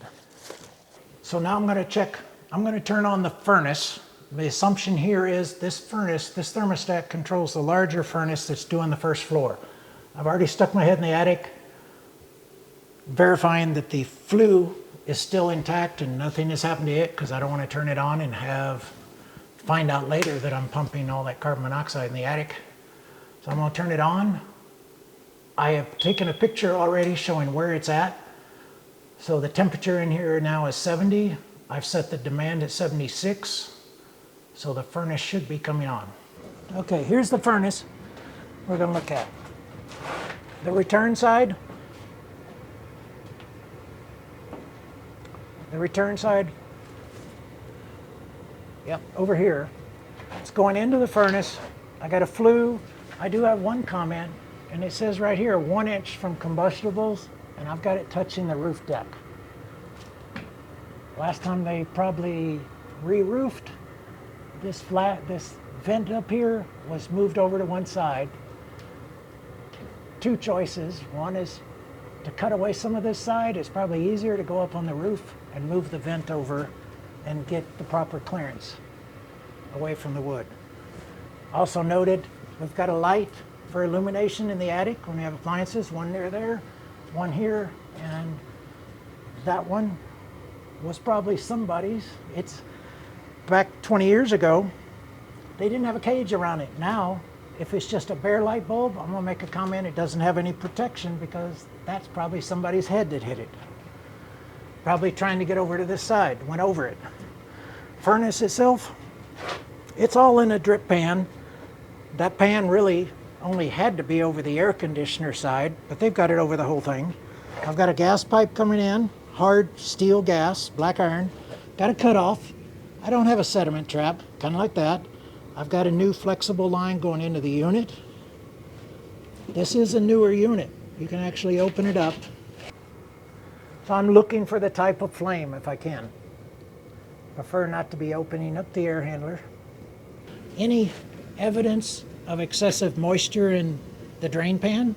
Here in Texas, we make note if it's got, rusty, evidence of rust water. Okay, now we're gonna check the cooling, and I do cooling 1 unit at a time just so I can isolate and make sure I don't minimize the chance that I miss a duct run that has an issue with it. So I turn on the cooling, I got it down to 63, and then personally, instead of the little laser point, I use an actual infrared just to verify. I've got cooling. There's the cooling after the heating. You can see the heat sheetrock or hot sheetrock around it. And now I've got a register that's cooling. And then at the same time, I can make notes of anomalies with the insulation. There's the return. Now you want to see something cool. Look at the hot air coming in from the garage, mixing with the cold air up in there. But got a return. Personally, I don't think a return in this place, location is the best. Because I've got, this does the whole downstairs. All the registers downstairs from the master bedroom on the far side have to come all the way through the kitchen to get to the return. Now, you can't have a return in the kitchen. There's probably considered an imaginary line right here. That's the end of the kitchen, that's the hallway, but the intent is not to suck. If I'm cooking and I burn something, it's going to get sucked into there and sent to all the rooms and everybody knows it. But the idea is there's no smoke detectors in here, but burning something here will go in the return, send it to the bedroom and set off smoke detectors. Just nuisance. Just a poor location. Not prohibited, but just a bad location. So now I'm going to walk around just real quick and make sure that all of the registers are, in this case, blue, because what I don't want, I want to, in addition to verifying the heating and cooling, the integrity of the duct system, if I've got a register that's kind of dead and not getting cooling, and it's really easy to see cooling because it sticks out, then I know I've got an issue. What I hope is it's not in a place between floors. So I've got, it's really pretty quick. I've got blue registers everywhere. There's that one. That's a return, which is nice. A room this big, you close the master bedroom doors, then you slow down the return. Now in this case, I got a register in this room. That's an example of a register that's been disconnected from this system. Actually, what I'm guessing is it's going to be connected to the room additions HVAC that's in here. So when we turn, it's also got the louvers closed, but it would still be cold. Even if it was closed, it would still be cold. So what I suspect is when I check this unit, this one will start showing the effects. I think I've got one in the closet. Yep, I've got one in the closet. I've got one right here. And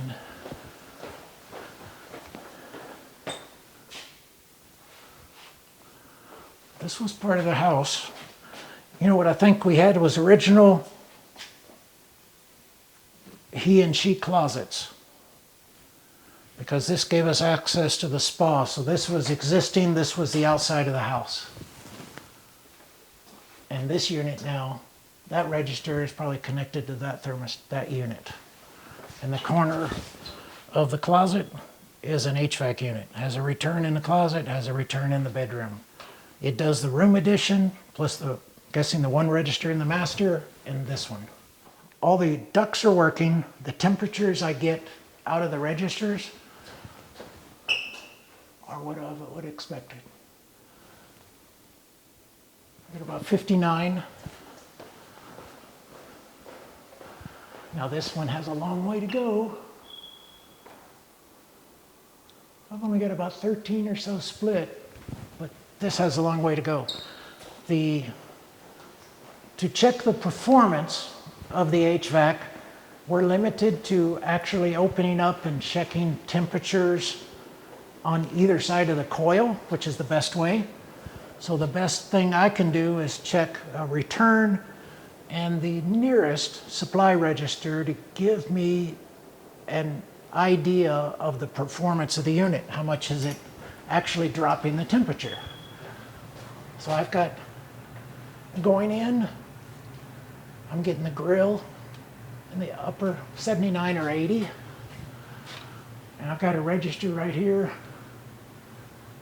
at 60. It's bounced around depending on where I get it. 59, 60. So that's a 20-degree split. I am losing some just based on going through the duct system and everything, but if I exceed the standard, as long as it's not, or exceed the minimum, I've got a range. So it's within range. So despite trying to make a performance opinion on the distribution system and the effectiveness in the house, the effectiveness of the coil actually cooling meets the standard that we have here in Texas. So when I go to look at the thermostat, it's probably the best way to figure out the method of heating. Air conditioning is going to be all the same, evaporator coils, condenser coils. But if I have a fourth position, typically cool off heat is what I saw on the other thermostat because it was gas heat. This unit here is not gas. I got cool off heat and auxiliary heat tells me this is a heat pump.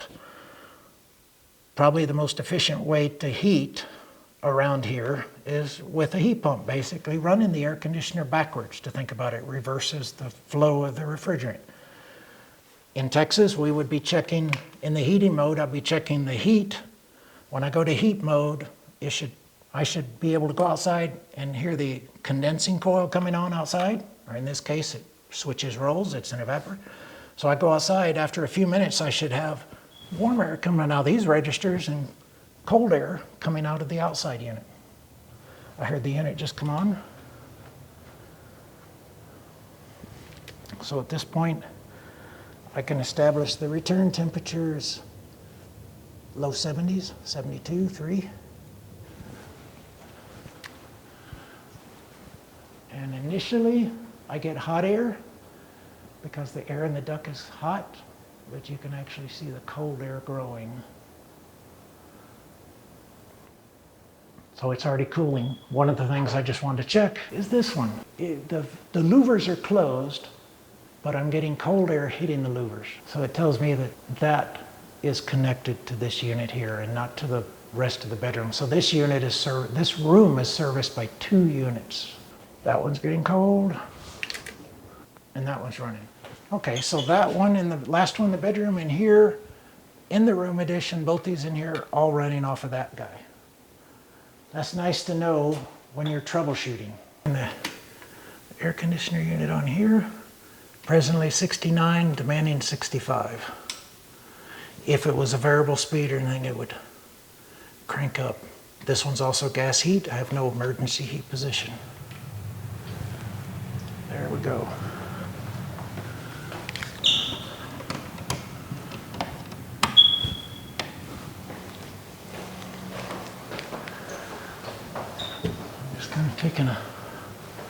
So initially I'm going to get some really hot air because those ducts are in the attic, and just like turning on a hot water faucet, you're going to get cold water first.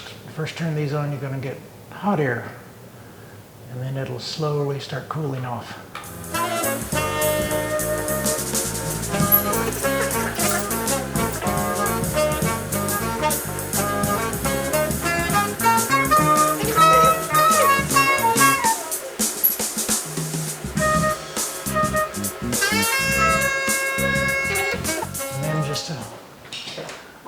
I don't know if there's one in here.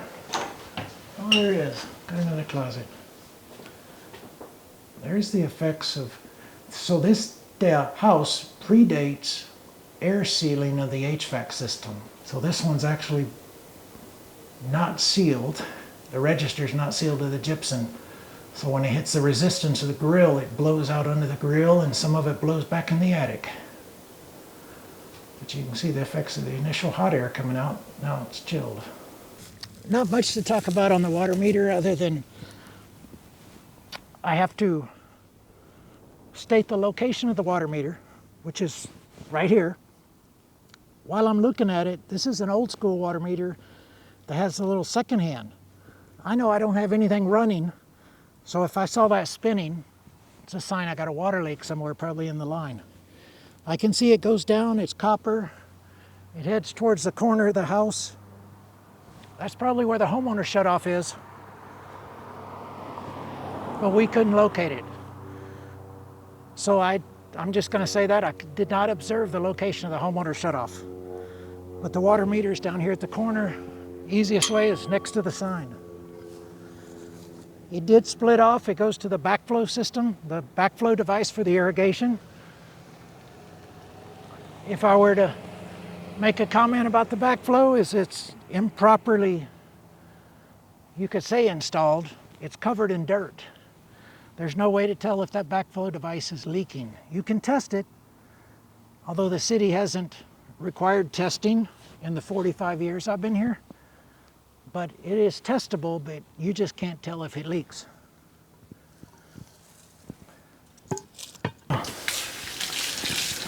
See how long it takes it to get hot.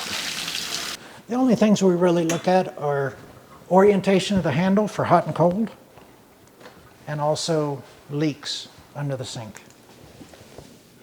I have a disposal. They got a reverse osmosis filter system.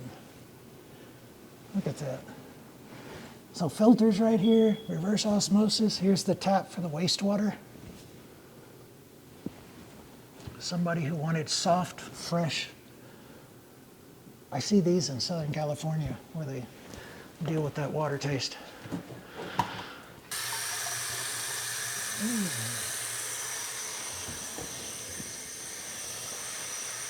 And I typically would recommend looking under here before you turn the water on. Because if there's maintenance ongoing and somebody's pulled the drain pipes out, now you got a sink of water. It gets hot, but it's not right away. It might not. Whoa. Oh, there it is. We have a leak. And that's coming from, it's coming from the overflow. Yeah, it's coming right from the overflow. Okay, we've identified a leak. And you wouldn't have found it without actuating the overflow. People say, oh, nobody uses those anymore. I'm gonna do that again. Yep. And that's why good inspectors carry a stack of towels in their truck, so they don't have to leave the cellar with a wet spot in their cabinets. Feels good and secure. And it sounds right. So typically, I'm going to turn them on. I'm going to pull the stopper because I want to see the effectiveness of the stopper. Give it a second. And then I'll turn off the cold. Yikes, that's hot. So that gives me orientation, cold, and very hot, and the stopper. And I'll do the same over here. Orientation for the faucets in a tub or from the position of standing in the tub. It's good. So the hot's on the left, cold on the right. Anytime you have a hydro spa tub, basically it's a miniature pool. So you've got to deal with pumps and electric motors. So the idea is you have to have an access that provides you the ability to change that motor and pump. So what do you think about this one? Not real good access. Whoever the plumber was, he was challenged anyway. He's got flux green everywhere. There's the plug. Now the GFCI for that motor, I believe, is in the closet. Now what I did find, gotta snoop around, there's a bigger access that gives us real good access for the motor and the pump without plumbing. What I did notice is they've got PEX, which was not in existence. Kind of tells me this bathroom was remodeled after 2003 or 4, and this tub was put in then. What they didn't do was sheetrock the wall behind it. So the drain pipe goes into the wall here. I'm thinking this was where the tub was originally. Maybe a corner tub, because the drain is there. So we have access to the electrical, to the pump and the motor here.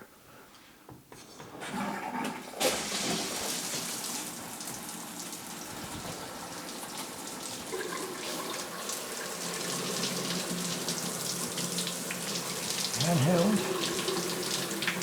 Sometimes you have to experiment on which one of these goes. So this is a 6-way.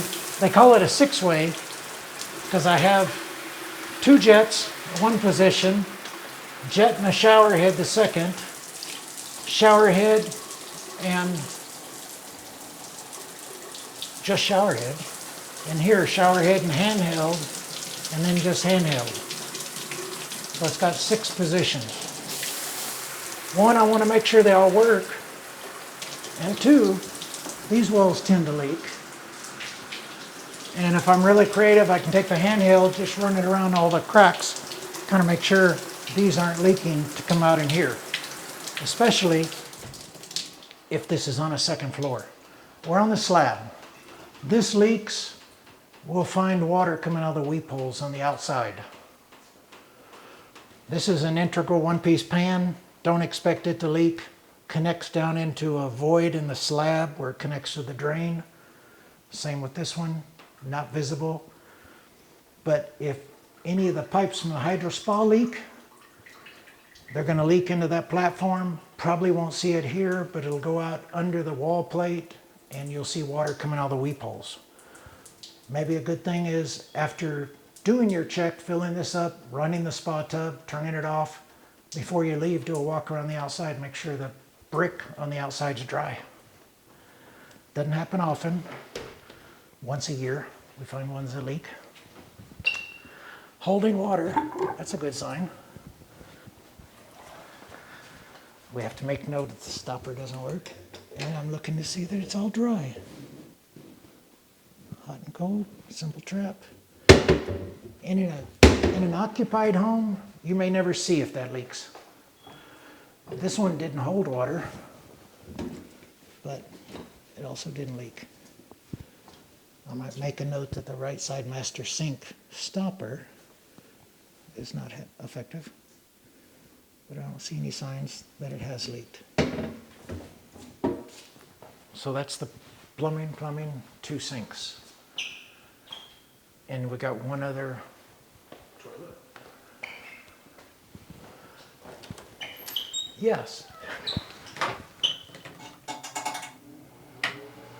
Wow, a heatilator.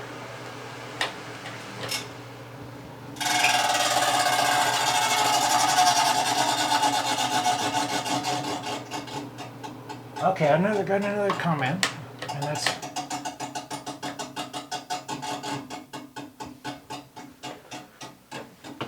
sounds like a bush hog lawnmower. I'm just going to see how stable it is to the floor. Flushes. I even have power in here. A huge cabinet. No signs that it's leaked or leaking.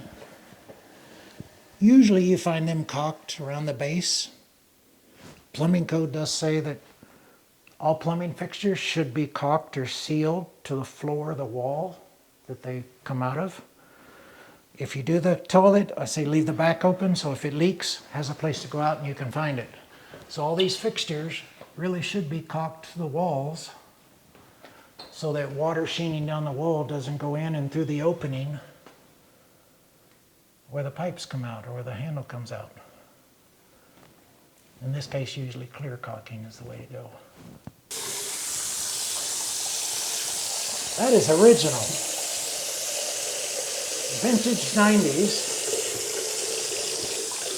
Hot right away. Vintage 90s goes with brass or chrome. No leaks. So this has anti-scald built into it. Behind this, there's an adjustment screw, an anti-scald that will prevent you, regardless of the position, to not go over 110 degrees. It was just a few years ago that they started putting them even on showers. If you had a shower. In the shower, you typically had hot and cold. So if you just turned on the hot, you could burn yourself with a hot water heater. So now, they'll actually put an anti-scald or a temperature limit, and they'll route the shower plumbing through, say, a vanity, and you'll see a little fixture, and that will be a temperature limit for the shower. Even if it has two handles, you can never go higher than a certain temperature, or actually under the sink it will mix with cold water to keep it from going over 110.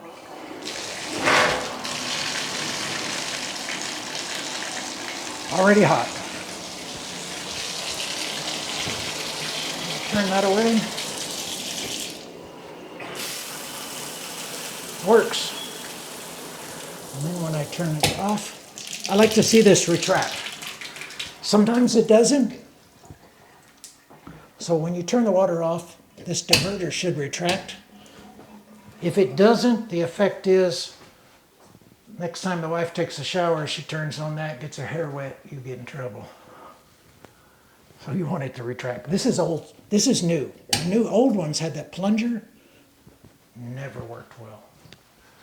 I have a bathroom exhaust fan.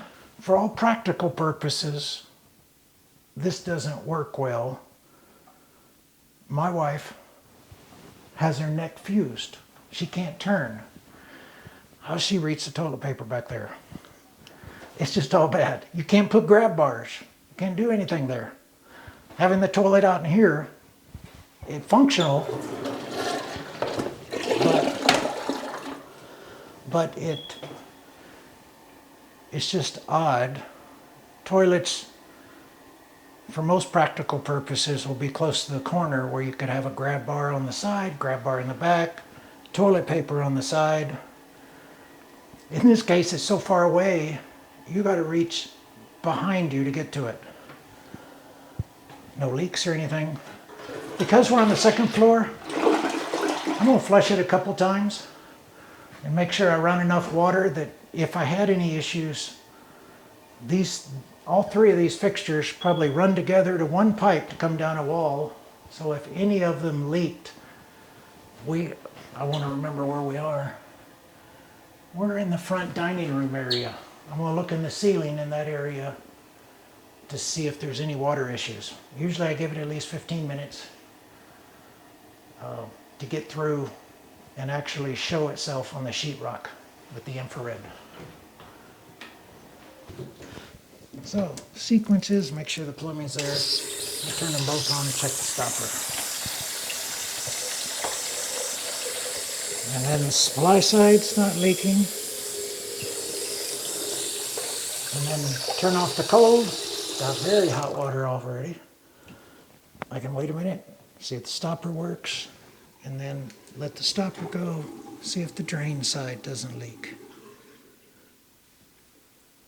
And that kind of checks everything, both drain and supply.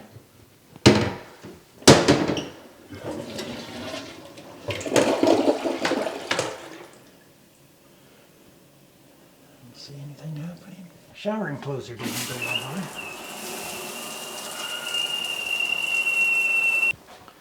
It's a one-piece fiberglass. Unless it's cracked, the only opportunity to leak is either the hole cut out for the faucet or the drain connection, both of which are hard to prove. Now, if they did leak, there's the opportunity of water going down and seeing it on the ceiling. Usually the enclosures now go bigger. They go taller, all the way up to the fixture. Now, I'm not getting much out of there.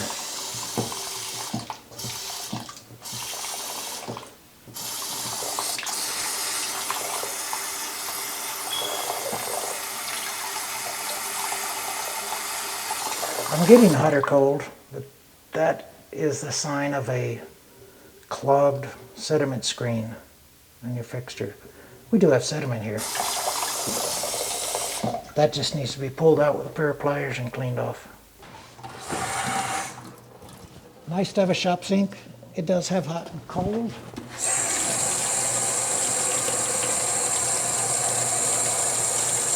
Yep, oh, there's hot water already. Now these should not be threaded. It's a backflow prevention idea or problem, because this is hose bib, this is hose threads. So if you cut a piece of hose to go down here and work, potentially if you had the water running and you had a water break, it could actually siphon this dirty water back into your drinking water. So if you're going to have threads, this should have an anti-siphon just like your hose bibs outside for backflow prevention. Other than that, it's not even secured to the wall. I'll probably run a couple screws into it. Yeah.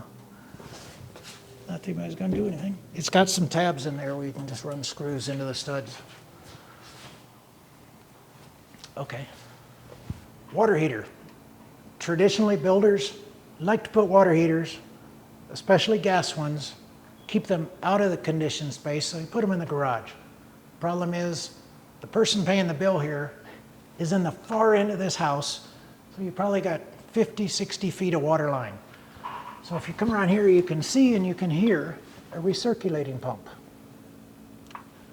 This is a continuous, right now it's hardwired, plugged in, so it's continually recirculating hot water from the tank to the far end of the house and then back to the unit, so that every fixture will have water, and the only delay is the water line, the short flexible water line from the water line shutoff to the fixture.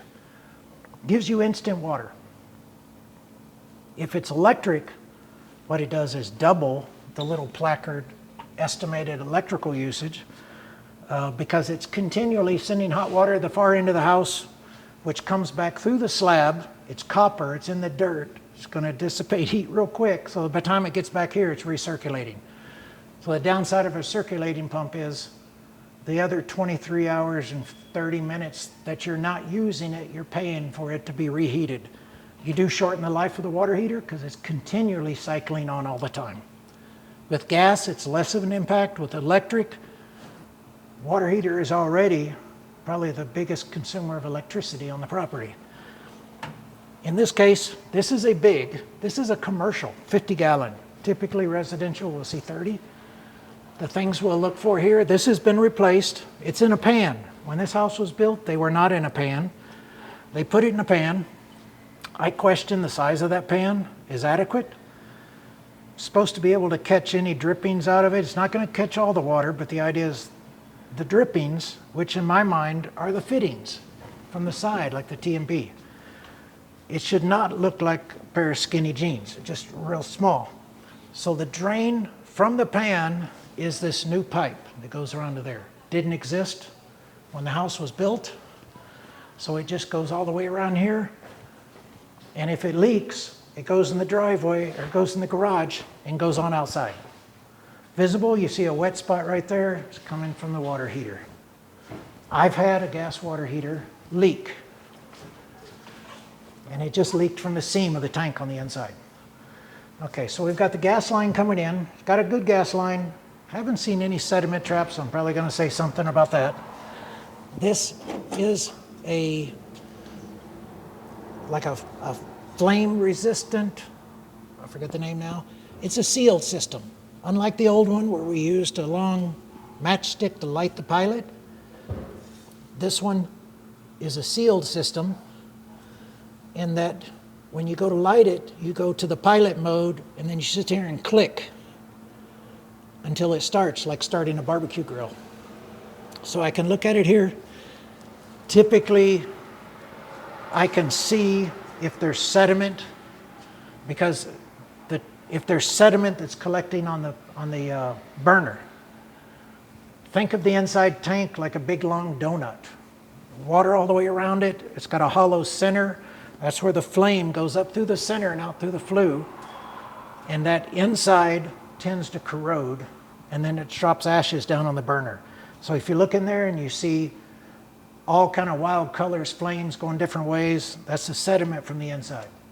You can clean them, not easy, but it means that that inside is starting to go, and that's where mine started to leak, and it was only 8 years old. Here's where you can adjust the temperature if you want hotter. So you got off, pilot, and then you've got everything from on vacation to low hot to like cooked lobster. It's way up there. This A1, I think the manufacturer said that's about 120 coming out of here. We can check the temperatures at the far end to see what kind of temperatures you're getting on it. Our standard doesn't say make recommendations one way or the other, but if I see 140 plus temperature coming out of there, I let them know that may want to turn it down, especially if they have kids. Newer bathrooms now have anti-scald fixtures, like in a shower. Now they do them in tubs, so that despite you turning it on full hot, it will take cold water and cool the temperature down typically to like 110, wherever you can adjust it to. But if you're in an old school house that doesn't have that anti-scald capability, it is possible to get burns really easy.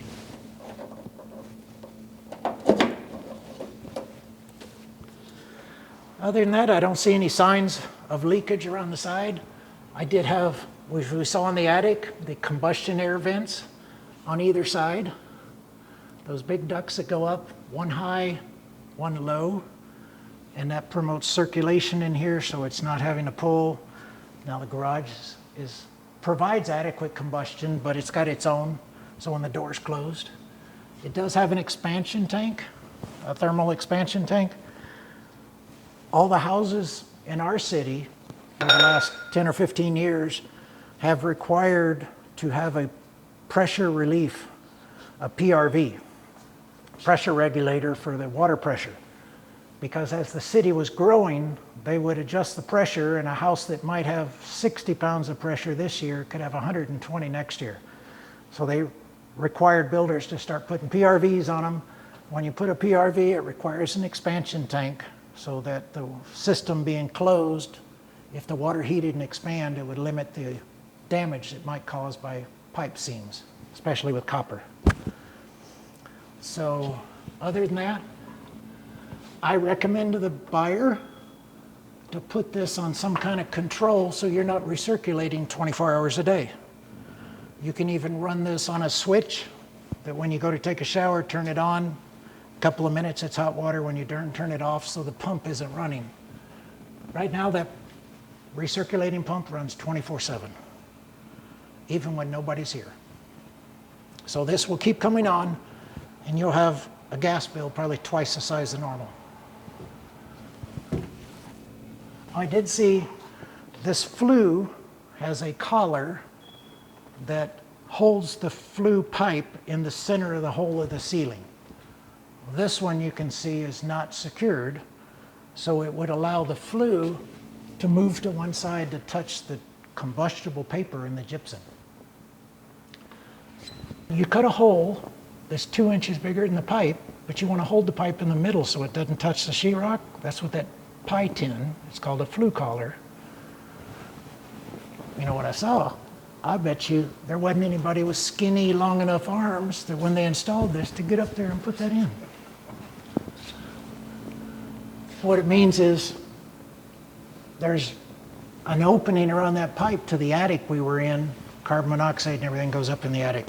You just want to eliminate or minimize the potential of getting carbon monoxide into other places of the house that could be drawn into the house. Now we're in the electrical portion of the inspection. Not that it's a part of it, but I know the transformer is there. We come underground to here, to the meter, and into the main service entrance panel. I do make note, this is the PV, electricity comes in, and it's going to come in and actually backfeed, it appears, that 60 amp breaker. That's a lot of PV. Mine's only 30. So that when they put that in, they rearrange some of these, but this is the main disconnect for the whole house. We have our bigger 220 stuff, some lighting size. We have a sub panel we know that is right here for the room addition. And then we have the original sub panel in the garage, which we'll look at. So I'm going to take a look and see how things are going behind here.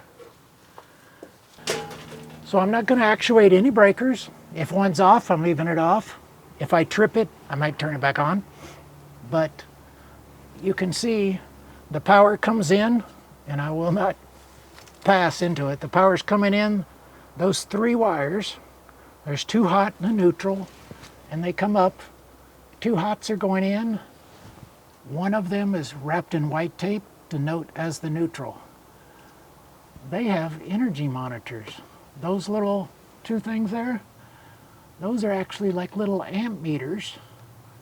Those wires go down. I bet you they're monitoring the electricity. Somehow they go into here. But that's what I would typically see if you had an electrical, like energy monitoring for energy usage. I've got ones like that, and I have little ones like that on every one of these branches. So on an app, I can tell you the electrical usage for the refrigerator, for the living room lights, kitchen lights, everything. This one's for the whole house. Other than that, the things I'm going to look at are, do the circuit breakers and the wire sizes seem appropriate? I got 60 amp. I got 30 amp here. Those wires are a lot bigger than you need for 30 amp. You notice those wires, and those wires, and those wires are all big. Those are 100. But these 3 sets are about the same size, but they're on a 60, a 30, and a 50.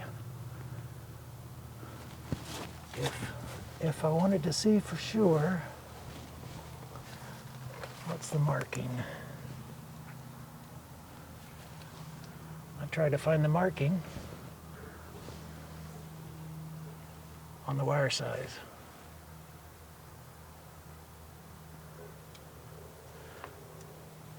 So those wires actually oversized, which is not a problem oversizing wires, actually a little more efficient. What I'm really worried about is if I saw, say, a 40 or 50 amp and I saw wires like these. These are 12 gauge. Oh, saw a lizard. This is 10 here for the 30. But these, there's not too many of them here. These are like 12. And these smaller 20 volt, 20 amp circuit breakers. So I've got a 40. So I'm just kind of looking to see if the wire sizes are appropriate for the size of the breaker.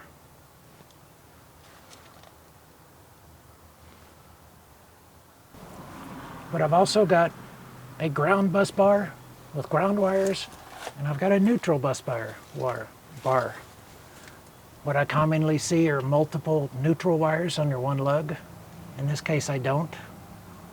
This is the service entrance, so I do have this bonding strap that bonds the grounds and the neutrals together, only here. In the sub panel, that would be removed. But overall, it looks pretty good. They've run. So this, I believe, goes to the sub panel. That's a feeder wire that goes to the sub panel in the garage. And they actually have a 20 amp circuit. Yeah, so this circuit right here goes up in the same conduit with the feeder that goes to the garage. It goes to something they added. It's just not labeled. The labeling is, for the most part, non-existent.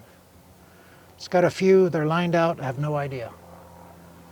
But all I can tell you is I don't see any inappropriate wire size matching. If anything, there's some wires that are bigger than the circuit breaker. You're okay to have neutral if they're braided, just no neutral solids in the branches. Don't see that there. I see the ground.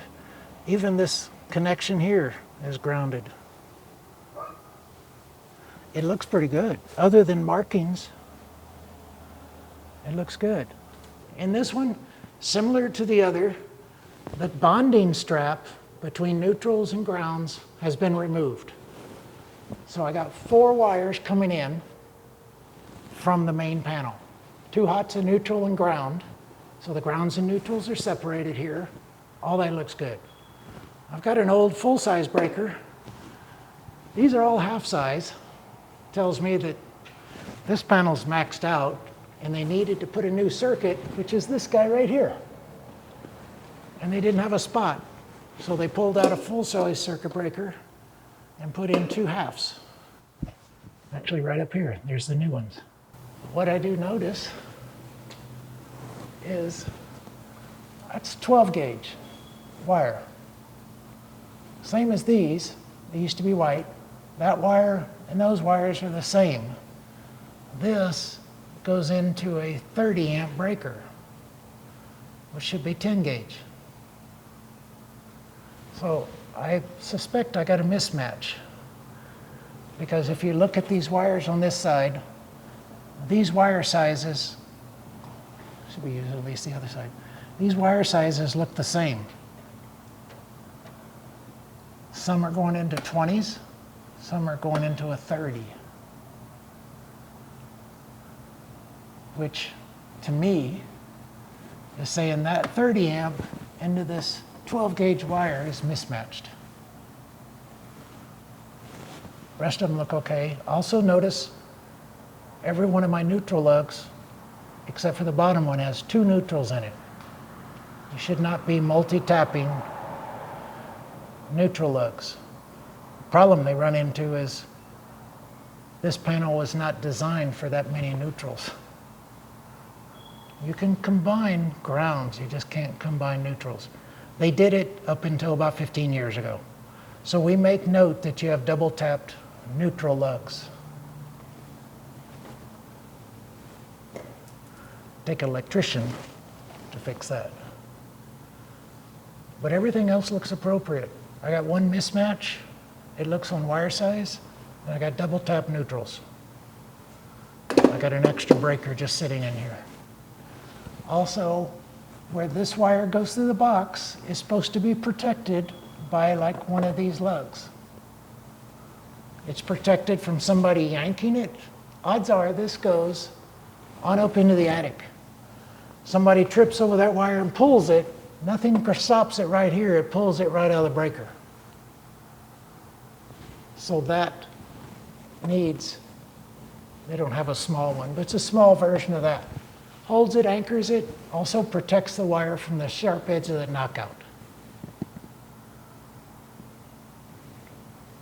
Those are 3 comments I see. Neutrals, wire, unprotected wire entering the box. And that's it.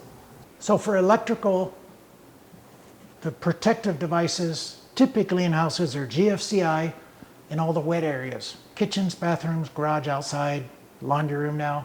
And then arc faults in just about every place but outside garage and laundry room. But this house built in the 90s, it came with only GFCI in the garage, outside bathrooms, and 6 foot of the kitchen sink. Originally, this would not have been protected. It is now. These are looped together. So I quickly go through. So that one goes over here. There should be 2 circuit breakers, at least, for the kitchen. So if half your kitchen went out, you still had the other half to cook with. See, this one does not have protection. Now, if I really checked, I'd get out something. These little testers can be defeated, especially in 2-wire systems. This is an older one, but no, it still works. So this one is not GFCI protected. In 2-wire systems, old houses without the ground, they will replace them with grounded outlets, but the ground didn't have any place to go. So sometimes they'll piggyback it up to the neutral, and it'll look like it's grounded, but it's not. That's just on old houses. So I don't have a ground there. So I do need it in bathrooms.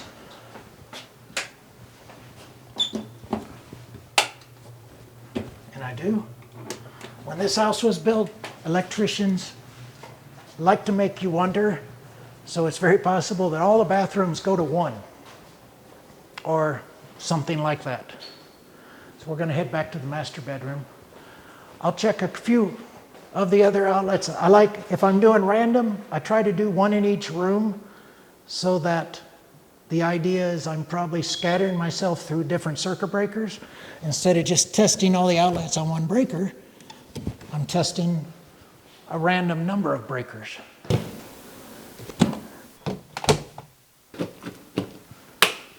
Now they do have this one protected, probably because washer and dryer.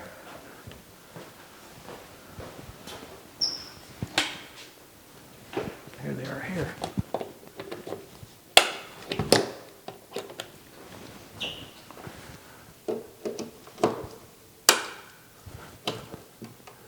Sometimes you run into redundant GFCI receptacles on the same branch. What will happen is, since they're set to trip at 5 milliamps plus or minus 1, the most sensitive one will trip. But then you have a problem when they do that. Say this one tripped, if these were on the same branch, that one would be dead and it would look as if it just wasn't working with no power. And then sometimes you wouldn't be able to trip. So if you run into problems where a GFCI, maybe in the same room, kitchen or more obvious bathrooms, one's not working right, you try to determine if they're both on the same branch from the breakers. Some people just have this mindset, it has to have buttons to be GFCI protected. They don't understand protecting downstream by the initial GFCI receptacle. These look fine. I don't have anything here. Got one in here. And it works. That tub has a GFCI breaker here. It's called a dead face. It is just designed to provide protection. The only way you can test it is with the buttons. I suspect it's the tub. The way I would verify, if I'm really brave, I'm going to turn the tub on. If it's got water in the pipes, you will have just gotten all wet. So now I'm going to test this one. GFCI protection for the spa tub is right here. It's very common to put it in the closet. The only real limitation is you don't put it close enough that you could stand in the tub and reset it if there was a problem. Common sense, not always there. Usually you don't have any outlets, light switches. If you have a fixture here, it's designed to be waterproof and at least 8 feet above standing in the tub, which it is. So if you see a chandelier over the tub, it's probably no bueno. This outlet here, the first one outside's testing with this tester is an open neutral. It won't test on the GFCI. Let's see. Yeah, it's showing open neutral. And it also doesn't, I can't even trip the GFCI with the manufacturer's button. So that's going to be a defect right there. It probably won't even operate anything without a neutral. Hey, it works. It was tamper resistant and nobody's been in there in so long, the doors wouldn't open. So we also here in Texas have to make note of outlet receptacles that are not tamper resistant and they're below 5 feet, which is almost everything older than a couple years old. I heard it somewhere. You notice no GFCI protection. This one was designed to be dedicated for irrigation. It does not provide GFCI protection. If it was truly dedicated, I wouldn't have 2 plugs. I just have a single plug there. But even then, current standards are it gets protected. Same with the outlets for the garage door openers. I had my step ladder, I'd get up and I'd check those. Those are required now. Well, that was weird because I tripped it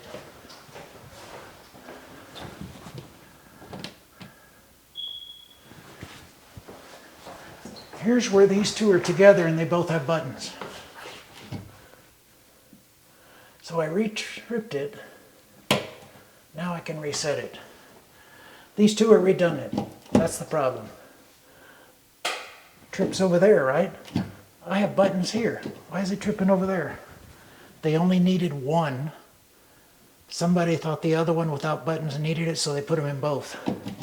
So this one, I can test, but I can't reset. I can't reset until I reset this one over here. Because you have to have power to reset it. I reset it there, and now I can reset this one. If you didn't know that, my report would say they're kind of redundant and may have problems, but they are protected.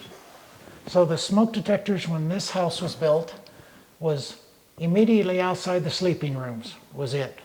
So this one had one, it was hardwired. It has a battery which is going dead, and that's why we've been listening to the beeping for the last few hours. And it's got a test switch, which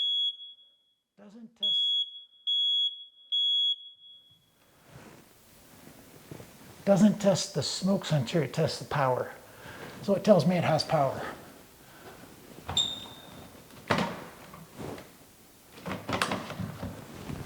So what used to be one like that outside the master bedroom is now an aftermarket one. It looks like a Wi-Fi. So this is the only original. Not having them in the bedrooms. Bedrooms only came in the early 2000s. So this would be a comment in that we don't have them inside and outside the sleeping rooms.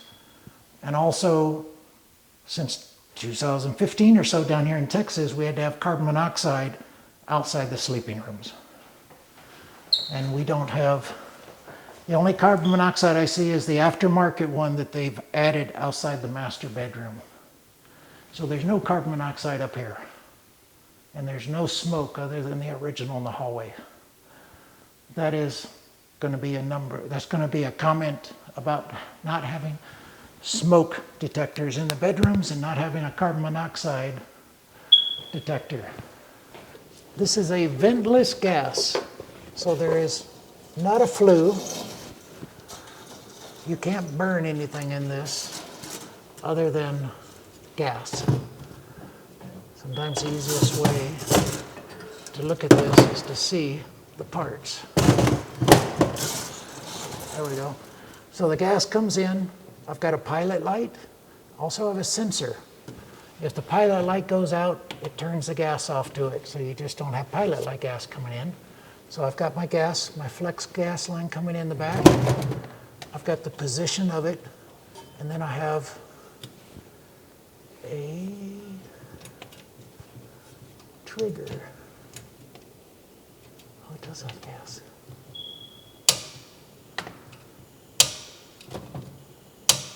There we go. Now, like an old school gas stove or gas water heater, gotta hold it till the sensor gets hot. So when you put the log back up here, you hardly see the low. But if you go to high, okay, now the difference is there's no flue. 100% of that heat, probably 25,000 BTUs, is coming in this room. This is a good source of heat in a power failure. Because even though you may not start it with the electronic igniter, you can use a match or a lighter. But all the heat comes into the room rather than just up the flue. You can turn it all the way down to pilot. Then it sits there, or you can turn it off. So it does work. Unlike a fireplace with a flue, if you had a flue and you were expecting carbon monoxide gases to go up the flue, and you turn on one of these ceiling fans, it'll blow it into the other room. Just got to be careful of those. Two-sided usually has glass doors. Okay, as we get ready to go up into the attic, predominant method in the attic around here is pull down stairs. Pull down stairs are not install and forget. They do have regular maintenance. Repetition, high repetition, you will find screws gone. These are custom cut. These usually come in like a 9-foot length. So if you have something between 8 and 9, like this is, you've got to trim the stairs. If you don't, and they're too long, the joints start to go. And you find out, yeah, they start to fail. Also, where it attaches to the ceiling joist up here, it's required by the manufacturer to use 16D nails or lag bolts, not deck screws specifically. Probably half of them we see are in with deck screws. We have seen them fall out of the rough opening. So the things you'll find is hardware is missing, joints fail, sometimes these split or it's not attached. Really old ones, the springs go. This is supposed to be part of the fire separation of a garage and a house. In Texas, we have to make note of issues with that fire separation. This is one of them. Gypsum doesn't burn, works great. 1/4-inch plywood burns real good. We would expect and like to see a placard on here saying this has been treated for fire with a fire retardant. So it has similar properties to 1/2-inch gypsum. This one doesn't, so it could be a comment. Also, if when we go to close it, it doesn't close all the way and leaves a gap, that's a problem. Things I would expect to see when I go in the attic is probably, in this case, an old school homemade truss. I see a line across here. It's not a structural failure. This is one where the occupants had put a lot of weight up in the attic in this storage, and this just sagged a little bit. When it did, it stretched the tape. It's a straight tape line stretch, cut. That's just loading of the storage in the attic. I do have a light switch, so I'll be looking for lights up there, illumination from the stairs to an illumination and an outlet for maintenance of the furnace and the air conditioner up in the attic. And from there, we'll go on up into the attic. Up in the attic, we have lots of things we can look at. If we suspect there's foundation movement and it flexes, again, the most extreme movement is usually going to be the higher you can go. And that's where you'd find separation between the rafters and the center ridge beam. If I see just one, I think the framer just messed up and cut it short. If I see all of them on one side pulling apart, that's evidence that the foundation is moved, this wall has went with it, and it's pulled the rafters with it, and it pulled apart from the other side. Not real common, but you can find it. Also there's the gable vent. Just because there's one on the outside doesn't mean the hole goes all the way through. I can see a little evidence. You can see where rain does go sideways in Texas. It's come through that vent. You can see the staining down the side. They've got a security system. There's a siren. I've got collar ties. Normal framing I would expect. Purling braces. They've decked the attic for storage. The downside is people will put everything in the world. I've found cinder blocks, tires, everything in the world up here. And it can be overloaded. There is the water heater. Water heater flew. And those big round ducts are the combustion air for the closet for the water heater. Not much I can see. Some portions of the insulation have been pulled out. This would have been better suited for blowing loose fill like rock wool or cellulose. They put bats, which are great until the first time somebody goes back there, they never put them back. So I've got areas of uninsulated ceiling in the conditioned space. Somewhere around in here, that's all conditioned space. There's the return. The return is inside the house, so I know that's conditioned space. The insulation is disturbed. So that would be a comment.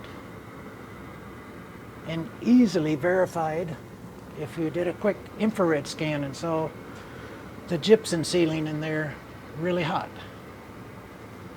As far as in the attic, The rest of it, there's the condensation, there's the secondary drain pan. So the primary drain is that one going over there, goes out with the unit. The secondary drain coming out of the pan goes over in front of the garage that we saw. And there's really not much else out here. There's the condensation and refrigerant lines from the other air conditioner, which is out that way, beyond sight.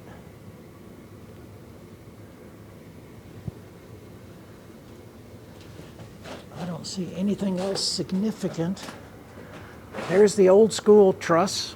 Before engineered trusses, pre-2000, this is what you saw to span across a garage. It worked. Limited ability to hold heavy weight out here. And what you get when you load this up is usually that ceiling bulges and it cracks the gypsum tape right underneath there, which we saw in this house below.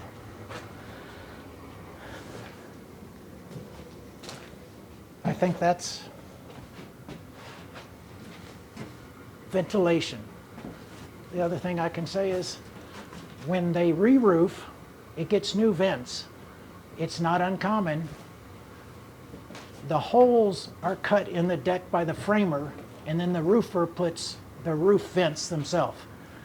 Sometimes the roof vents don't align, or the holes aren't as big. So if you're predicting the ventilation based on the size of the exterior vent, don't forget that sometimes they don't cut the holes big enough. My house, when I spray foamed and removed all my vents, I found 3 of those vents that they never even cut the holes through the deck. I pulled them off and there were no holes. Not common, but it is common to find the holes undersized for the vent, sometimes half the size of the vent. So the effective ventilation is really poor. Major sign of really bad insulation, bad ventilation, sheetrock tape on the garage ceiling starts falling off.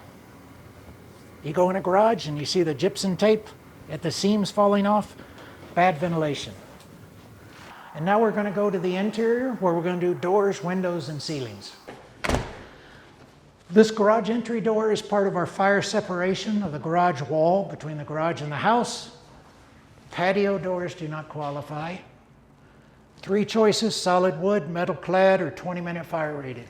Patio doors are none of those. It is safety glass, but that doesn't do anything for fire. So I did check the operation of this French door. It does lock. It has lever handles. This door is locked with a key on both sides. So even from inside the dining room, we can't get out without a key. Keyless exits are required on all exterior doors. That's the inside. From the other side,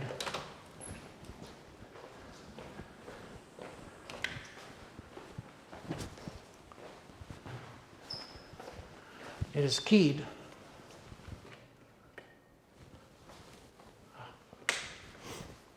Keyed exit. Has not been allowed for 23 years.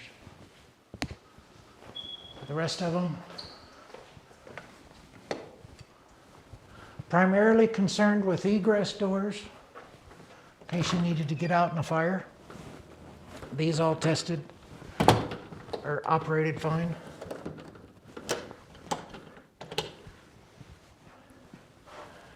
And I guess all the interior doors I had checked earlier.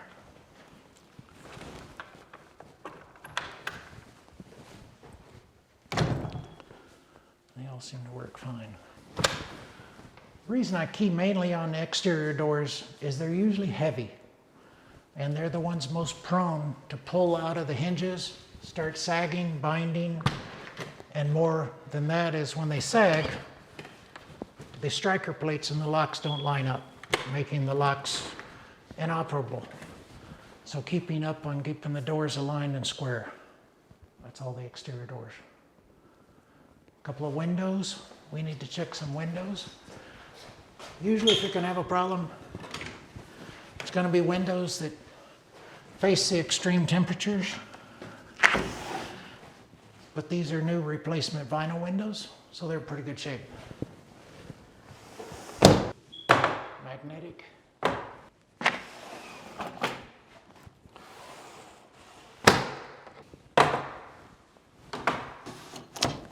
Oh, look at this one. Spring retention hinge. That's what counterbalances and helps keep this thing up. You notice this thing. It's a window that probably doesn't get used very much and will have problems staying up or down. There's some problems with this window.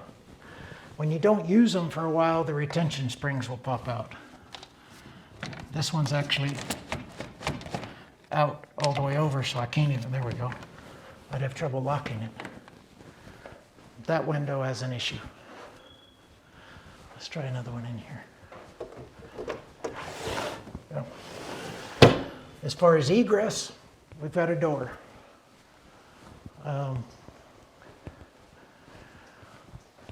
This is the bedroom. From the bedroom, you do not have an exit that takes you directly outside. You got to go through another room to get outside. That can be an issue if you're trying to evaluate it compared to the building code. I don't know how you want to say that. So this bedroom does not have an egress because this used to go straight outside. When they added a room, now you got a bedroom that does not have a way to get to the outside in an emergency without going through another room. And I don't think this is a bedroom. I think this is. Don't have an egress or any issue in here. These don't even, the only place windows even have to open is sleeping rooms, bedrooms. None of the other windows even have to open.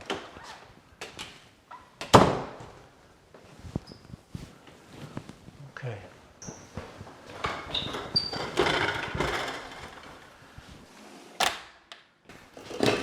Yeah, I'll check. These windows just look small. If this thing starts racking, you see cracks and rips and tears along the edge, or roof leaks are going to be above the sink where the plumbing flashings are that we saw up on the roof. This one actually looks in real good shape.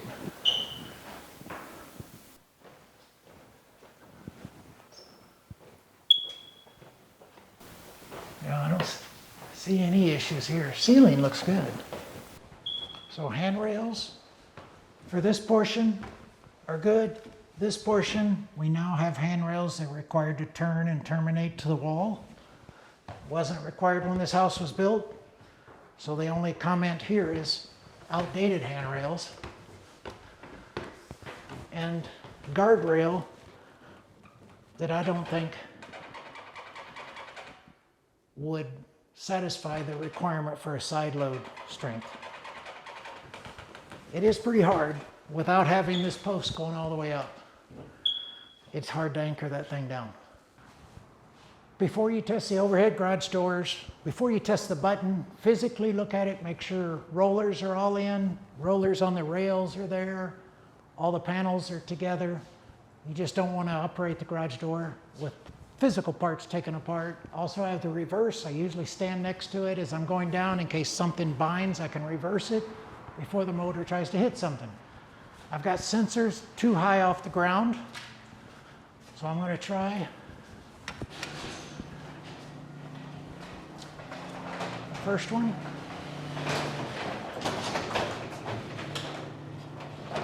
It reversed on its own. Can be the down sensors just set too sensitive. Let's try it again.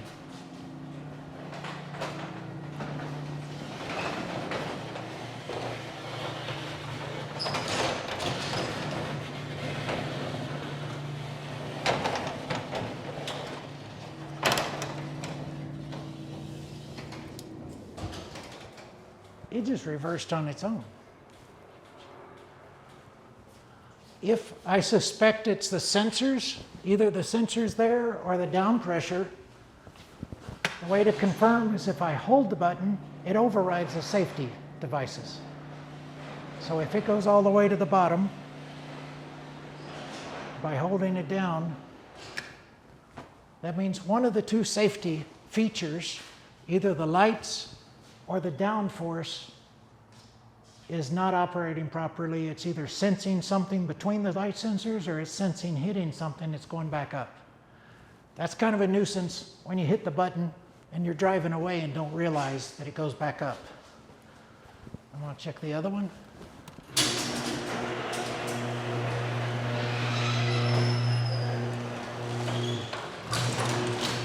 Sensor works.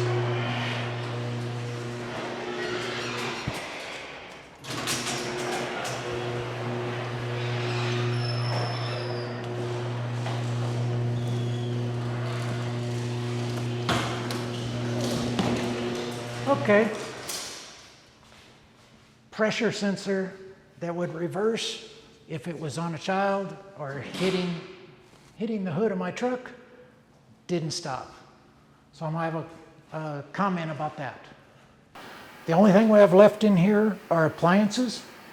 The refrigerator's personal property. Don't inspect it. We got a microwave, a range, dishwasher, and disposer. So as far as checking the disposer, first I want to look in there, see if I see any spare change.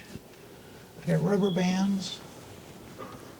I found you can see a rubber band right over in there. But I'm going to run water in it.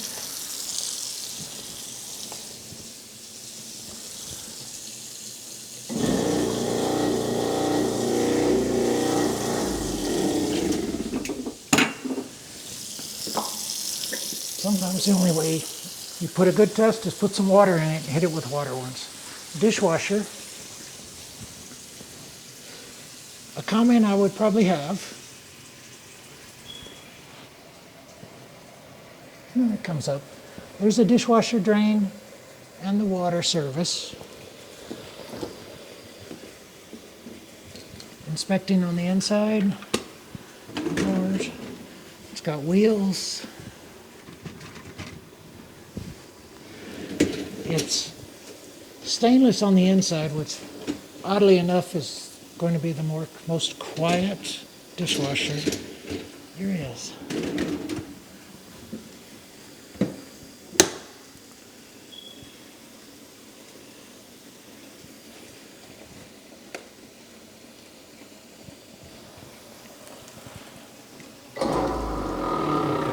What's this here?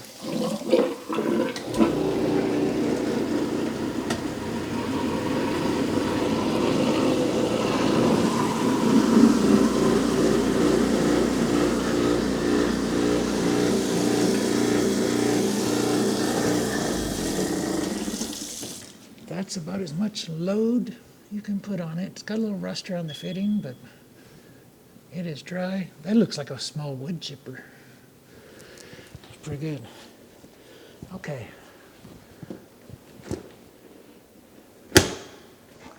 This came after 2000. They all came with an anti-tip. It's something you need to verify the installation of it, because small child using the door to stand up, this can tip over. So we just want to make sure it's in there. The only way really to know is slide it out, look behind it, see if its bracket's bolted to the floor. This one does not, which means that whenever they installed this, they kicked it out with the boxes. In this case, we're going to check all the burners. Warming drawer. Wow. We have a warming drawer, which means you don't want to store. You shouldn't store plastic things in there, because if you accidentally turn on the warming drawer, it's got coils in there that are going to keep things warm after you cook, I believe. We'll find out. And I've got one warming on there.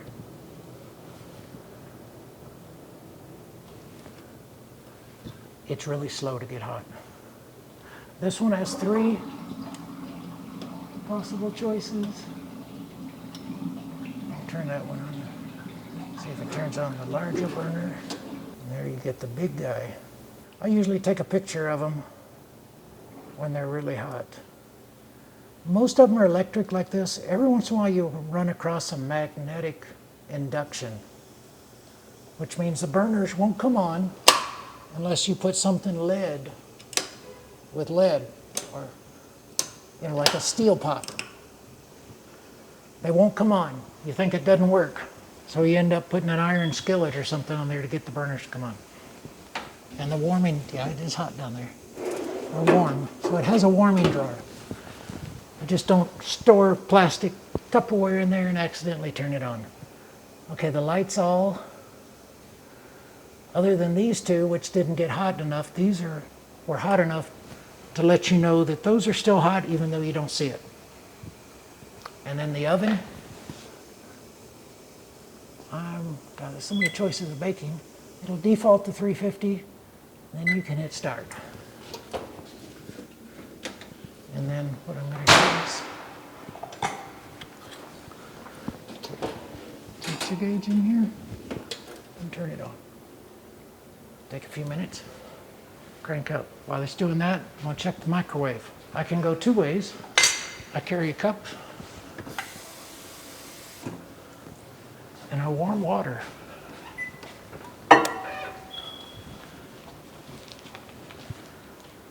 Or I can use this nifty little microwave tester. It's 30 seconds. There's the microwave visual tester.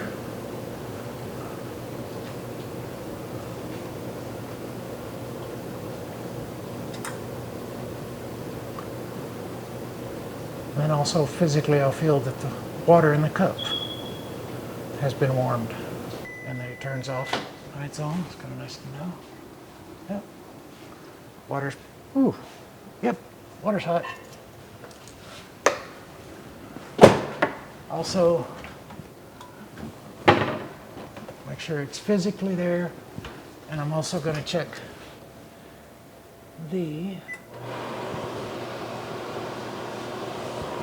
it's recirculating, so I've got a filter,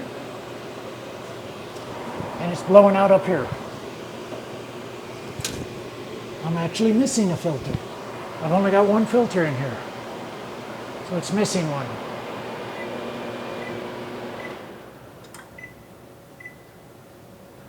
And all this, and the high and low and off on the light work. So I have 1 filter that's missing. Microwave heats. All the burners work. The oven's heating up. It is. Disposal is working fine. Dishwasher's going through a cycle. Those are the appliances. At this point, I didn't see anything to make comment on, negative-wise.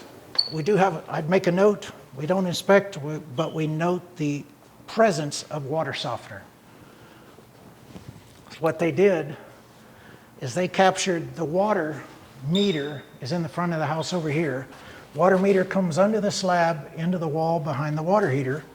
What they did is they captured the water pipe and they're redirecting all of the water in through this water softener. This is the resin tank.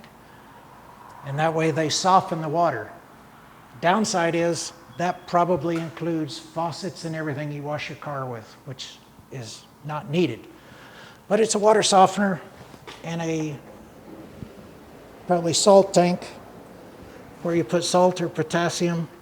Periodically the resin will become saturated and then the resin will rinse in the salt or potassium to recharge it and go back into the tank. All to say, we note the presence of it.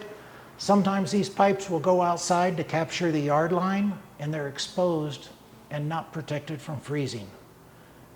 I didn't see them in the front patio, so I'm guessing they captured these in the wall. They probably demoed this wall, got in behind the water heater, got the water pipe coming from the yard, redirected over here and back. Sometimes these will go out the house and you'll see two pipes coming out the brick outside. And what they did is they caught the yard line, redirected in here, and then back out in the yard line. Those pipes out there, they freeze solid. There's no water in the house anywhere. Freeze protection of those is a must. Okay, we finished the inspection on this house. Some of the highlights that I'll be addressing with the home buyer. On the plumbing side, found one leak in the lavatory in one of the bathrooms. Electrical, pretty good shape. We did find one mismatched circuit breaker with wire size. Has 4 HVAC units, all seem to perform well. 2 furnace, heat pump, and a split. Roof is in good shape with a new roof. All the appliances are pretty new, look very new, all operating okay.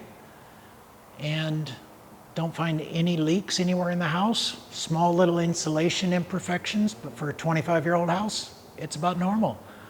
I think it's in real good shape for the age, and I don't see any problems with the house. And this is Stephen Rinehart in Central Texas.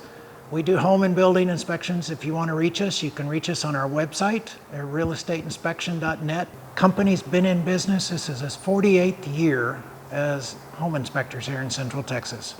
Currently have 8 inspectors, 3 staff. So we can easily take care of most any request, commercial or residential.